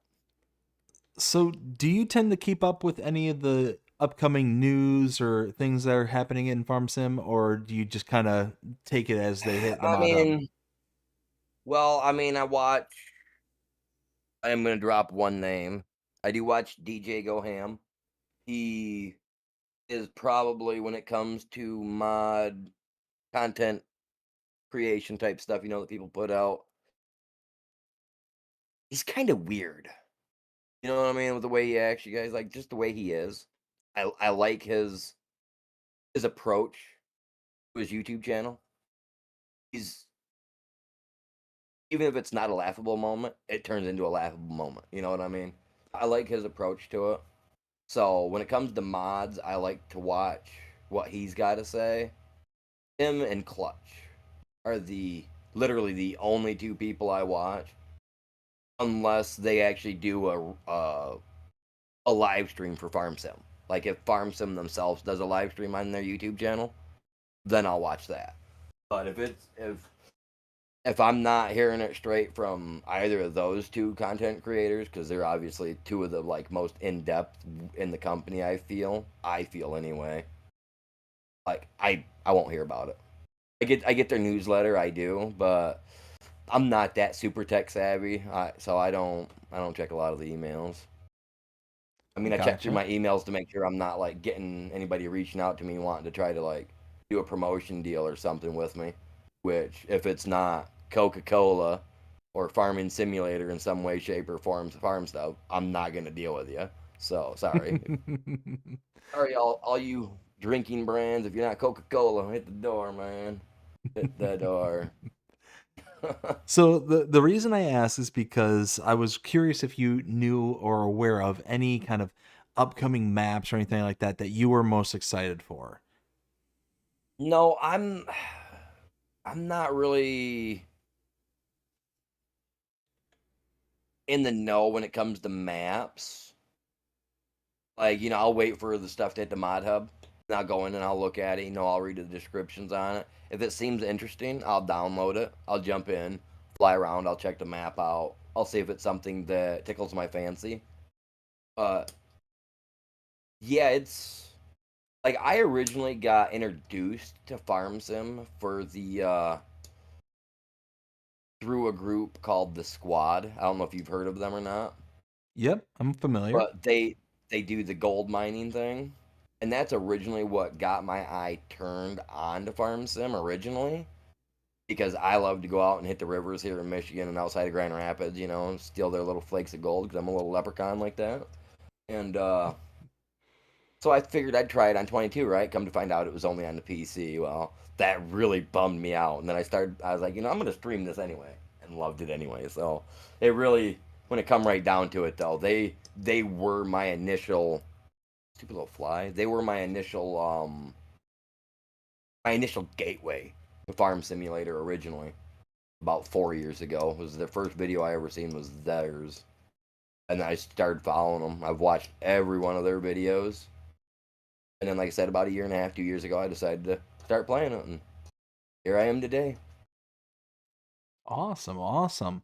So before Farm Sim 25 came out, and we were still kind of in the latter stages of FS22, we started getting that kind of slow drip of information from Giants, them telling us all the little features and the things that kind of look out for when FS25 was going to be released to us, our general kind of population here. And we were getting things like the God rays, and we were getting the fog, and we were getting weather events, and we were getting ground deformation, like all this slow drip of information as we were leading up into FS25. Was there a feature that you were just like, oh yeah, this has got my attention? Like, what were you the most excited for when FS25 was being kind of played out there for us? Oh, how'd I know? I knew this question was gonna get asked. Um, okay. So you know how they were going through that whole spiel back when they were first dripping us information on the what was it? The tractors are gonna work better. You're gonna see better. You're gonna do better. You're gonna drive realistically. I was like, okay, cool. Okay, now you got my attention. Realistically, what are we talking? And as soon as they said it, you will have movable mirrors. I was like, yes, thank God, something we don't have. Movable freaking mirrors. I can adjust my mirror. I can see what I'm doing, right? The game comes out. Guess what they have not still given us a year after the game's been out? Can you guess what it is? Can you guess? Freaking movable mirrors. I gotta get a mod for it. But I can't even find that mod. Like, come on, man. I want movable mirrors. That's all I want. The deformation in the ground, the lighting. No, no, no. Next to that, the graphics from 22 to 25. By far the best, though. I know. I'm basing it because I went from a PS5 to a PC. Massive, massive upstep. 22 may have looked just as good. But in my experience, like, yeah. Like, the graphics, everything. Like, I remember when I first played it, Chops, my guy that I play Ark with, like he asked me, he's like, "Man, where you been?" I was like, "Dude, I've been playing Ark, or I've been playing Farm Sim, and I can't get off it, dude. It's like I was glued to this seat for like the old chair that I got. I probably put sweat stains in that thing in the first day. Like I swear to God, like I was in it to win it. Like it's just overall, it's just tenfold better than 22. Like everything is better. It really is. Did they really cook my goose on the whole mirror thing? They did. I'm still waiting. Giants, you better deliver. Swear to God. Come knock on your door someday and be like, "Where's my movable mirrors, man?" Um, the only downside though to Farm Simulator, and I hope that someday I get to talk with the guy that did it, but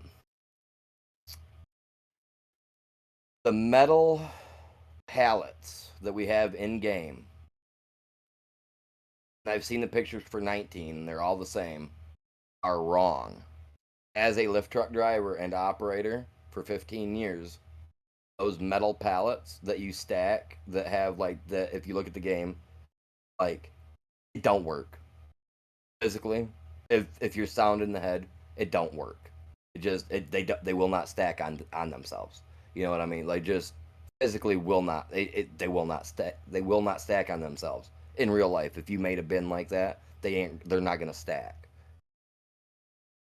And that really bothers me because as a person with OCD and I see something that is completely wrong and I know that it's wrong because I've been in that position for 15 plus years, lifting, folding them and stacking them on semi trailers, that I know those are wrong. So that's why you guys won't see me stack those metal like mineral feed bins and crap like that. Like you won't see me ever stack them because they're not right. And in reality, they will not work. That is the biggest downfall for me to Farm Simulator. If anybody ever said, "Give me one reason why not to play it," and I would look right at you and say, "If you've ever driven a lift truck, this will be the one reason why not to play it." And it's going to be because of the metal bins. That's it. Other than that, the game is flawless. I feel. I mean, okay, no. Size wise, the human that you are in the game compared to the equipment, it doesn't stack. I'm 5'9", and I was just out down the road the other day. We have a guy down. He's got one of the Case quad tracks, big Mm. quadra track. So I stopped. I wanted to get I wanted to get a close look at this because I've just been so fascinated with them. So I stopped and I was looking at it, and literally I'm standing there and I'm looking up to the top of the quad track of the track. And I'm 5'9", and I mean I'm like this much higher than me. You know what I mean? I'm 5'9", but yet our characters that's coming up to their chest for the quad tracks. You know what I mean? And Yep. somebody my size, I was watching sitting in the thing, and it literally looks like a big circle, right? With an itty bitty pinky inside of it. That's what a real tractor looks like when you're in it. And when you're in the game, your cab is so much smaller in game compared to what it would be in real life. I know that's a hard comparison for them to really do that, but like that's just one other downfall for me.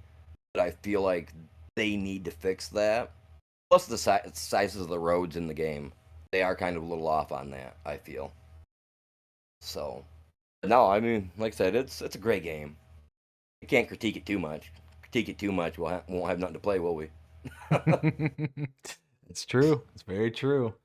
So, what kind of maps do you prefer to play on? Do you prefer to play on American style maps where it's wide open, got plenty of space to go around in? Or do you prefer like a more tight, compact, almost like UK style? I mean, I don't mind the UK style. Um, only the downside I have with the UK style compared to a US style is that I just don't feel like the sizes are adequate enough.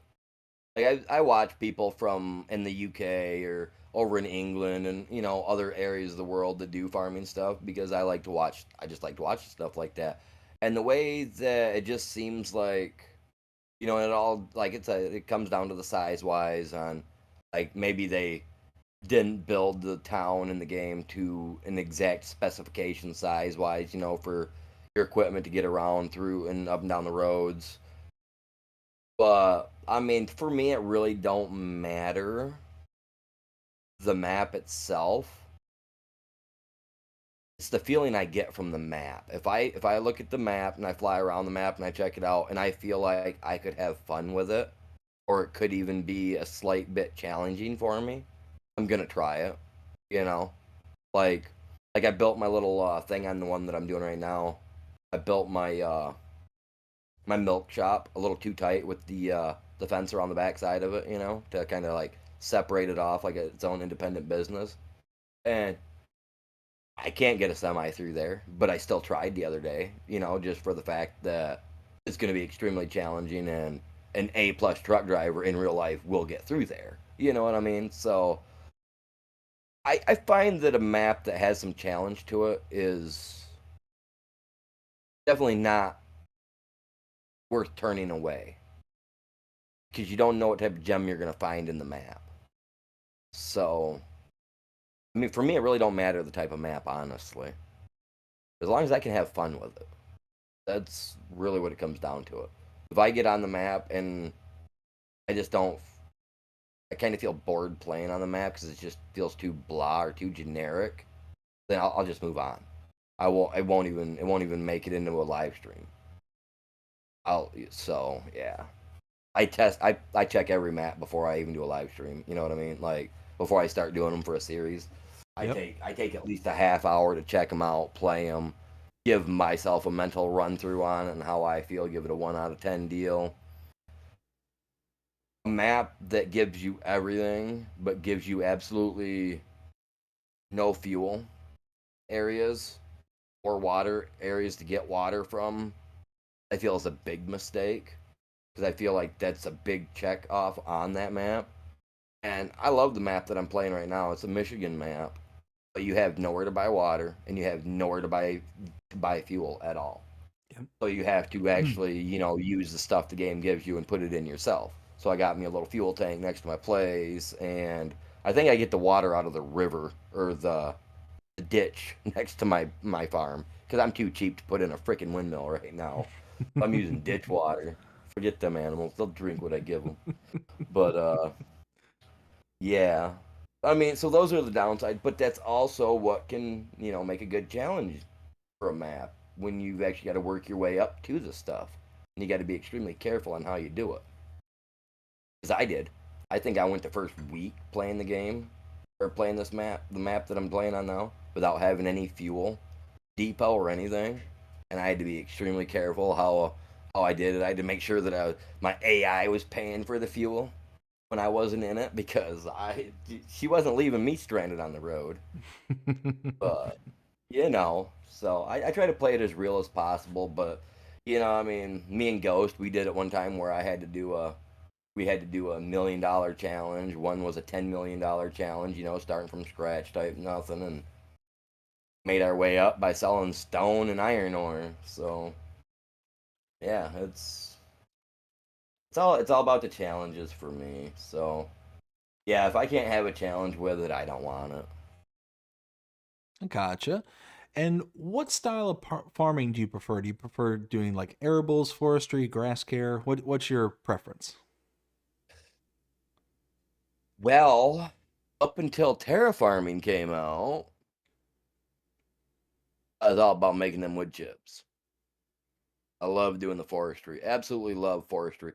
And I mean, even on some of my older videos, forestry seemed to be way of my viewers. Like they seem to like to view. They liked watching the lumber stuff more. They did, but I don't know. I think that since the terraforming's come out, I think they some of them have kind of come to the conclusion. Okay, Animal's kind of gonna do what he wants to do, and he's gonna play it out the way he wants to play it. And I think that has also made it better for me because, like I said, I do things my way when it comes to my stream, unless I'm like say if we were to both do a map together, then it'd be a different story. But like if it's me on my own, like I'll listen to what the people have to say in chat. But at the end of the day, if I decide I want that harvester compared to this harvester or vice versa, I'm gonna do what I want to do. But so no, it's just I don't know, man. When it comes to this game, there's just so much that you can do with it, and I pref- I prefer to play with people. I prefer the whole multiplayer experience rather than a solo player experience, even. So, and I find that if you play with people on a game for so long, you kind of actually have to take a step back and then get back into it on your own because otherwise you're just going to be bored and you're only going to want that companionship with other people to play with you. You know what I'm saying? Like you're going to find that it's really boring. So yeah, it's weird, man. It's great. I gotcha. And then, as a content creator, what kind of advice would you give to somebody who's looking to start out in this field? Oh. Hmm. Good sound advice for somebody that's trying to get started in this. Um, I would highly suggest that for just like a starter piece of advice, do it as a hobby. You know what I mean? Don't quit your day job expecting to get somewhere because unless you're paying top dollar to promote your videos, you ain't gonna make top dollar. Like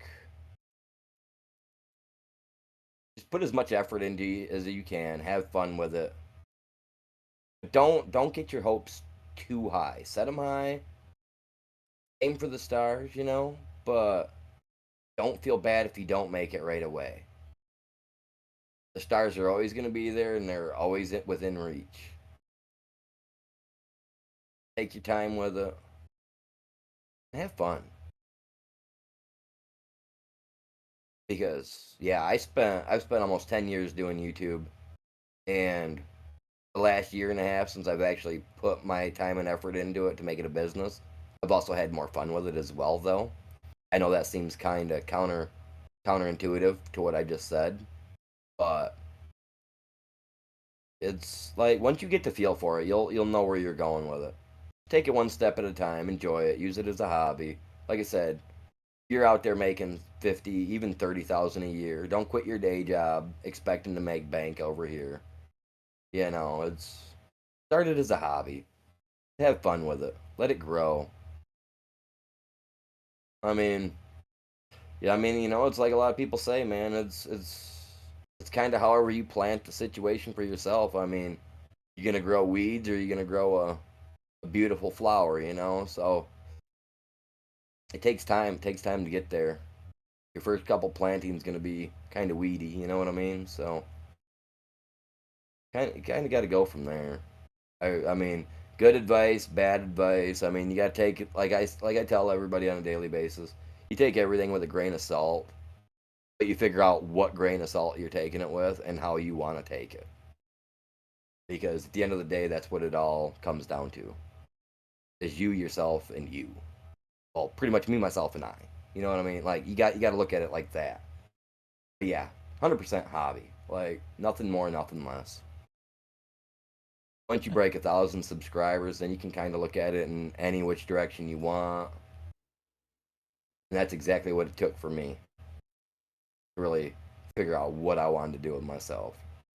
And I thank Farming Simulator for that, because if it had not been Farming Simulator, I probably would have shut my channel down because I was going nowhere. And after 8 years of going nowhere and reaching for them stars, you kind of lose grasp at what you're reaching for. So don't never forget. I think that's probably the most I've got to say on it for you guys for that. And what would you say is your most memorable moment of your content creation career so far? My most memorable, Mm-hmm. just the people I've met. Like I've met a lot of people that have helped me. Like Mr. C, he's helped me. Like my attitude, the way that I talk.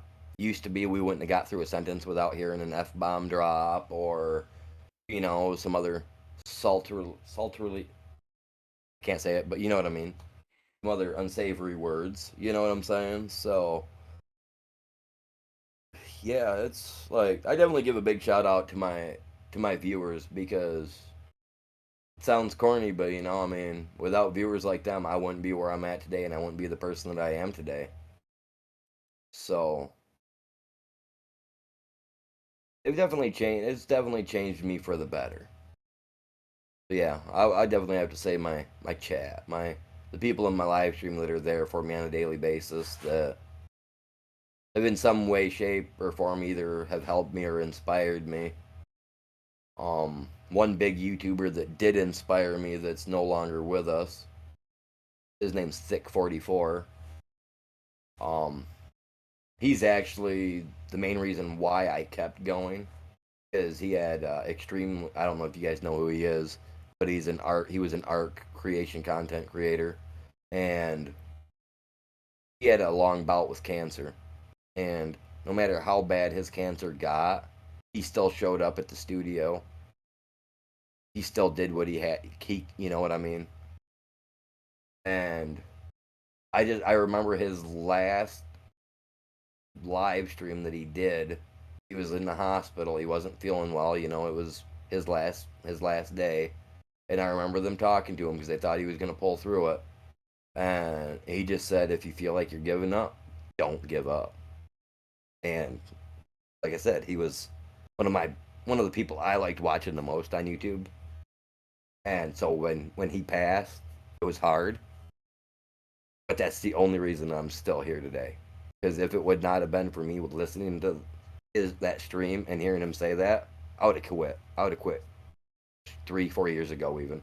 So yeah, if it wasn't for people like that, I wouldn't be here. And I'm getting choked up even thinking about it. But yeah, he had that much of an impact on me, and then my viewers. So yeah, big shout out to all of them. Anybody else and everybody else that's had my back and got me through. got me to where I am. I'm hoping to go further, you guys, a lot further. I'm hoping to take everybody with me. So let's hope we can keep the climb going. Aiming for 5K by the end of next year. That's my ultimate goal. We'll see what Love it. happens. I absolutely love it. And that kind of circles back to what we were talking about earlier with you never know what your words or what your actions are going to do to affect somebody else. It sounds like, even though he might not have known it, that his words, his actions affected you in such a positive way. So again, I mean, it's incredible in how you may never know. You may never know. It may happen, may not happen, but you never know how you can touch somebody's life in one way, shape, or form. And it's kind of that whole like butterfly effect kind of thing. Like you put something out there into the world and it just kind of ripples away from there kind of thing. Exactly. Um, yeah, so it sounds like you had that like personally happen to you, and all I can say, man, is just keep it up, keep up the work, keep striving for the stars, and it's one of those that you might not reach the stars, but you're gonna get somewhere. You put in the work, you might not get to the ultimate kind of thing, but you'll get somewhere. And you keep a Right. positive attitude on you. You keep on putting in the blood, sweat, and tears. You're gonna get something. You're gonna get something. We'll get there. We'll get there. Hopefully, everybody else is out there that's watching. Hopefully, you guys will check the channel out. Let me know what you guys think. I like all criticism. It doesn't matter, good, bad. I take it all with a grain of salt, like I said. So I pick the best of the best and I roll with the rest. So you know what I mean? I love That's it. just my motto is we'll see what happens, and that's a motto I'm gonna end up putting on one of my shirts. We'll see what happens because every day in streaming, you don't know what's gonna happen in your game, and day to day life, you just don't know what's gonna happen. All you can do is wake up and see what's gonna happen. So we'll Couldn't see what agree happens. more. See what happens. Couldn't agree more. So, last question I have for this segment here is if you had the ability to make a map of real life, let's say you had all the prerequisites, knowledge, you knew the code, you knew the Giants editor, everything that was involved to make a map, where would that map be based off of and why? Ooh. Mm. Well, I mean, I don't know like a lot of other like major other like farmland areas that I would go with. Now, like I mean, I don't know if you've watched any of my streams, but I live in an area that's all farmland. Everywhere I look, I've got piece here, piece there. I mean, I got fields on literally every four corners of me. Um, honestly, I would like to see one made of my general area of the Gratiot County area because like we have fields that go for 2, 3, 4 miles straight along the sides of the road. You know what I mean? And they set 3, 4, 500 acres dang near setting back into where the wood lines are at. So it's like almost like 5 square mile width by almost a full square mile back. You know what I'm saying? So like I'd like to see some areas of my general localized area done. That's what I would do just so that I could make my house like a viable farmland, even though it's an itty bitty tiny little speck in the spectrum of it all. You know what I mean? So no, I think that's what I would do. I think I would actually make one out of my own general area for Gratiot County, and I think that'd be awesome. I really do. I think that'd be the coolest thing ever. I mean, we can't never have enough Michigan maps out there, content creators. If you guys make mods, make maps. Michigan's a great spot, man. We got everything from regular standardized farming to your cherries. And God, are we known for our cherries up here in Traverse City? Mm-hmm. Oh man, we got great vineyards like crazy too. So we got a plethora of stuff that we grow in Michigan, and we got the awesome epic grass called alfalfa grass, Mm-hmm. which a lot of people are allergic to as well. That But is yeah, no, true. I definitely say more pieces of Michigan for sure. Excellent, excellent. Well, like I said, that's the last question I have for this segment. So now let's turn our sights back on the chat. So we got one from Dust Bunny, and it's more of a statement rather than a question. She said, Mr. Animal, don't worry about the age of your subscribers, viewers. I'm 70 and I thoroughly enjoy your streams. Appreciate that. We got Swim Shady says, if it helps, I'm 49. Mr. C says, just got back, lol. Top your tomato plants, bud. Oh yeah, yeah. He keeps telling me I need like my tomato plants. So I will be making another short, you guys, of my garden. You guys will see why he's saying it. It's crazy. It's crazy tomato plants. Man. Crazy. Love it. I Let's love Mother see. Nature. Cavalier Roy says, if it helps, I'm 46, going on 14 or so. Yes, let's go, man. I didn't think I was the only one regressing in age. Let's go. God, I'm telling you, man. Let's get it.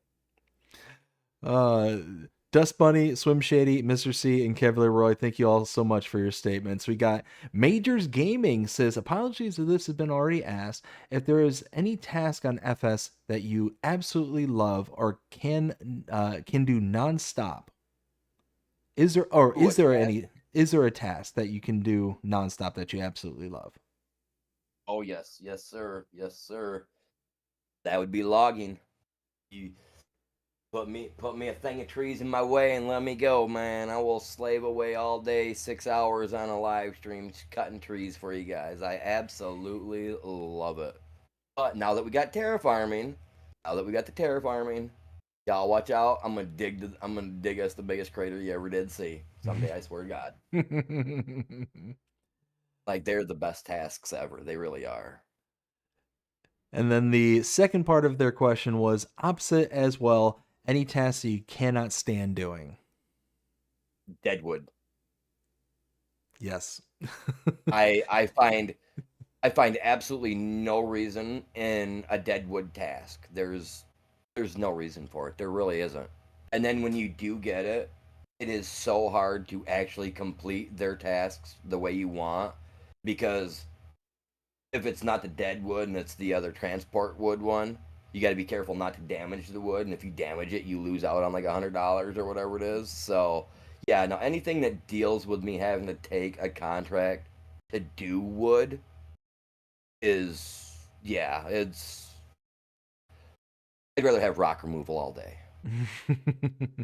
Yeah, the deadwood's one that's, no, I want to cut the trees down at my own pace, not what is it, like 15 hours they give you in game for those ones. I think it is like they're like the quickest moving ones, I think, aren't they? Like the rest of them are like 60 hours. I think that's like the shortest from my standpoint, I've noticed. So yeah, no deadwood. Deadwood, I've always referred to that as the hide and seek of the farming simulator jobs list that they. That's basically what it all boiled down to is, okay, where's the next tree? Oh, it's over there. Find that little special marking in the Yep. specified dead tree. It's like, okay, now let's go find the next one. It just, I don't know. I just. Oh no, it is like, I don't get that one. I've never understood. Even on 22, I didn't get it, and I don't think I'm ever going to. As long as we've got the ability to buy the land and cut the trees for ourselves, I will never see no rhyme nor reason to have a deadwood contract ever. And they actually have a mod that you can download that will get rid of the deadwood contract, if I'm correct. Ooh, So I'm gonna have to go find that one. I think I was looking at one the other day, and I could have swore I'm not gonna say to anybody or not, but I could have swore it said that it removed deadwood contracts or simplified them, one of the two. Removed them or simplified them. I'll even take a simplified version of it because it's Yeah, not like yeah, it's like overly complicated. It's a pain. it's not, yeah, and if you ruin the deadwood in any way, shape, or form that said person don't want you to, then yeah, it's and it doesn't pay enough. Yep. I mean, I think it's like what, 4 or 5 grand. I think is like the best they pay you for a deadwood job. And that's like on the top end of the job, and you're cutting Yeah, down like 20 some trees. Yeah, and if you forget to pick all those trees up before you complete it, you lose out on the ability to get all that wood to keep Mm-hmm. for yourself even. So, yeah. Let's see. Majors, thank you so much for your question. We got one from Mr. C says, "What's your favorite favorite dino on Ark?" Hmm. Originally, it would be the little spitter, the Dilophosaurus, but since I started playing Ark and they brought out the Desmodus, which is a giant bat, which is my all-time favorite now. Yeah, I'd have to say the Desmodus, which will be seen next October. Not this October, but next October, unfortunately. That much I do know of. Gotcha. Let's see. Mr. C, thank you so much for your question. We got one from Raxamelius. Says, "How upset are you by the horse farming process in FS?" I mean, I'm not really. I mean, I'm not mad about it. I find it to be a challenge. If you're like going for like all the stuff for the horses, the whole jumping stuff and getting them all, keeping them all happy and whatnot.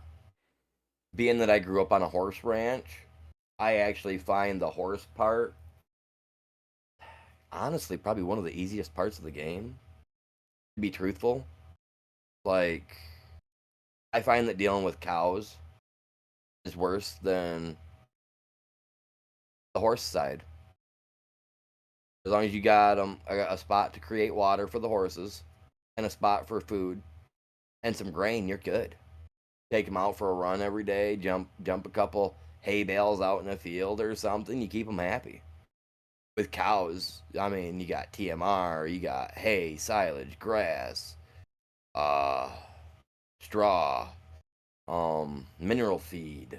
I mean, just so much more. So yeah, no, the horses. Honestly, I think the horses. I'm glad they didn't take the horses out for 25. I'm glad they didn't, because had they taken the horses out, I think that to me would have that it wouldn't have killed the game, but it would have taken that interest away to get that one trophy I couldn't get on 22, because on 22 for some reason the whole jumping thing with the horses was it crashed on me somehow and I could never get it. I tried for a year straight, couldn't get it. So once I seen that it was here on 25, I was like, dude, if this thing crashes on me and I can't get this one, ooh, buddy, I will play 19 then. But no, I'm joking. Let's see. Raxamelius, thank you so much for your question. We got a general statement from Majors Gaming, and it's regard to you talking about your grandfather earlier. Says he's with you now with a smile from ear to ear as well, sir. Thank you. Let's see. Majors, thank you so much. And we got one here from Swim Shady says virtual shake hand with prehistoric. Appreciate it. Good meeting you guys. And then we And it's got actually been fun. sorry, go ahead. I said it's actually been fun. I was nervous to get at the start, man. No BDD knew it too, but it's turned out to be quite the fun night. So been good. Uh, It's been a good time. I'm really glad that you enjoyed yourself. I got one more statement here from Dust Bunny. She says, "I've had horses throughout my entire life, one at a time. Love horses. They are the one and only reason I started playing FS and FS19. When I found out I could ride them, I was sold. I couldn't have real horses any longer, and it's my way of keeping horses without all the expense." I hear you there. No, I hear you there. All right. So, like I said, that is the last one that I had from the chat. So, again, thank you all so very much for your questions and hanging out with us here tonight. Let's go ahead and head into our third and final segment called That's a Silage Wrap. This is where we're going to start closing things out. So, do you have any future plans or projects that you're going to be working on? Um, well, I mean, I'm currently looking into. like a new map for next month for the month of October. Um, I guess there's a scary type of map out called the Final Chapter or something. It's supposed to be like have like a little spookiness leaning toward it or whatnot. So I think I'm gonna check that out for the month of October. Um, I do for the month of October generally lean away from the main games that I play to get more into the Halloween style games. So if you see a lax in my farm sim streams, it's not that I'm stopping. It's just that it's October. It's my month. I'm kind of a little spooky ooky kind of dude, and I like the ghost stuff. So if you start seeing more Halloween style streams happening, have no fear.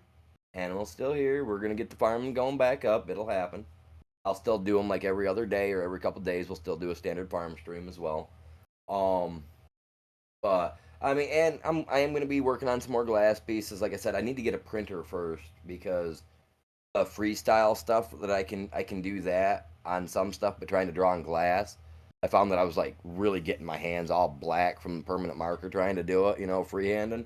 So I'm getting a printer so that I can print the pictures and then put it on the backside, so that way then I can draw it on and then etch the stuff in properly and do it better quality. So hopefully, if hopefully a few live streams from that in the next couple of weeks will happen once I start getting things on that rolling a little better. That's kind of the main stuff I've got going on for right now, I think. That I can think Gotcha. of right now, anyway. And can you remind us where we can find you? Yeah, you guys can find me every day on YouTube, streaming live over here at the Prehistoric Farmer, YouTube, or on my Discord as well, under, I believe, the same name, the Prehistoric Farmer. Um, get a hold of me on a daily basis over there. We got 63, 64 people. A lot of them are really cool, laid back people. They'll talk with you if you guys join up. Other than that, yeah, twice a day on YouTube. Once in the morning for about 4 or 5 hours, and in the afternoon for 4 or 5 hours. So, yes, sir. YouTube all the way. So that's my main jam. Excellent, excellent. Well, again, Prehistoric Farmer, Animal, thank you so very much for coming out here tonight. I had an absolute blast with you here tonight. And yeah, I just want to say thank you. This was fun. I had a great time. This was fun. Appreciate it. Thank you. Hopefully, everybody else out there watching your stream had a great time as well. Well, based on all the feedback that I'm seeing from the chat, I think that people had a good time. But now Awesome. it's time that I set my sights to the chat there real quick and say, did you enjoy this? If you did, let me know, because I want to be able to continue this series, continue on, with new guests and all that. And if there's a content creator, a map maker, modder, somebody out there that you want me to be able to reach out to, get a hold of, and they're your favorite and you want to see them on here, let me know. I unfortunately can't know everybody who's out there who would be willing to participate in this. So if you have a means of reaching out to them, getting a hold of them, whatever the case may be, just let me know. Let me know how to get in touch with these people, and I will do my absolute best to get them here on the show. So yeah, that's what I'm looking for. The only kind of criteria that I have in regards to the guests here is they have to be above the age of 18. That's the only criteria. If they are involved in farm sim in one way, shape, or form, then green light, good to go from there. So all that being said, like I said, really hope that everybody here enjoyed it here tonight. If you did, please show them by liking, sharing, subscribing, following, commenting, doing all the things. The algorithms enjoy you doing the shows you're engaged with this channel, enjoying the content. And that being said, I hope everybody has a fantastic day. Take care. And we'll hang on for just 1 second till after the outro, and I'll catch you on the other side, all right? Not a problem. All right. Take care, everyone.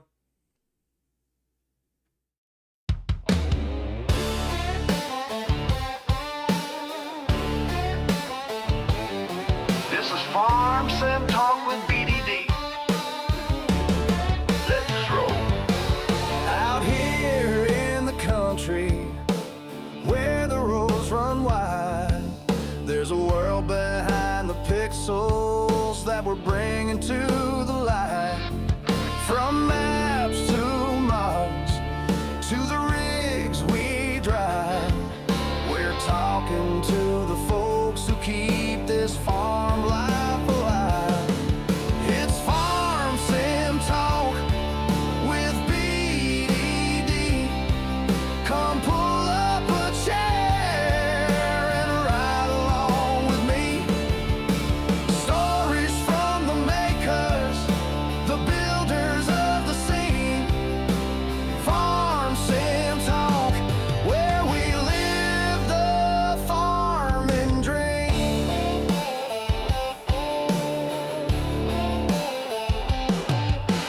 He's got questions rolling like a big John Deere, digging deep with modders so their voices we can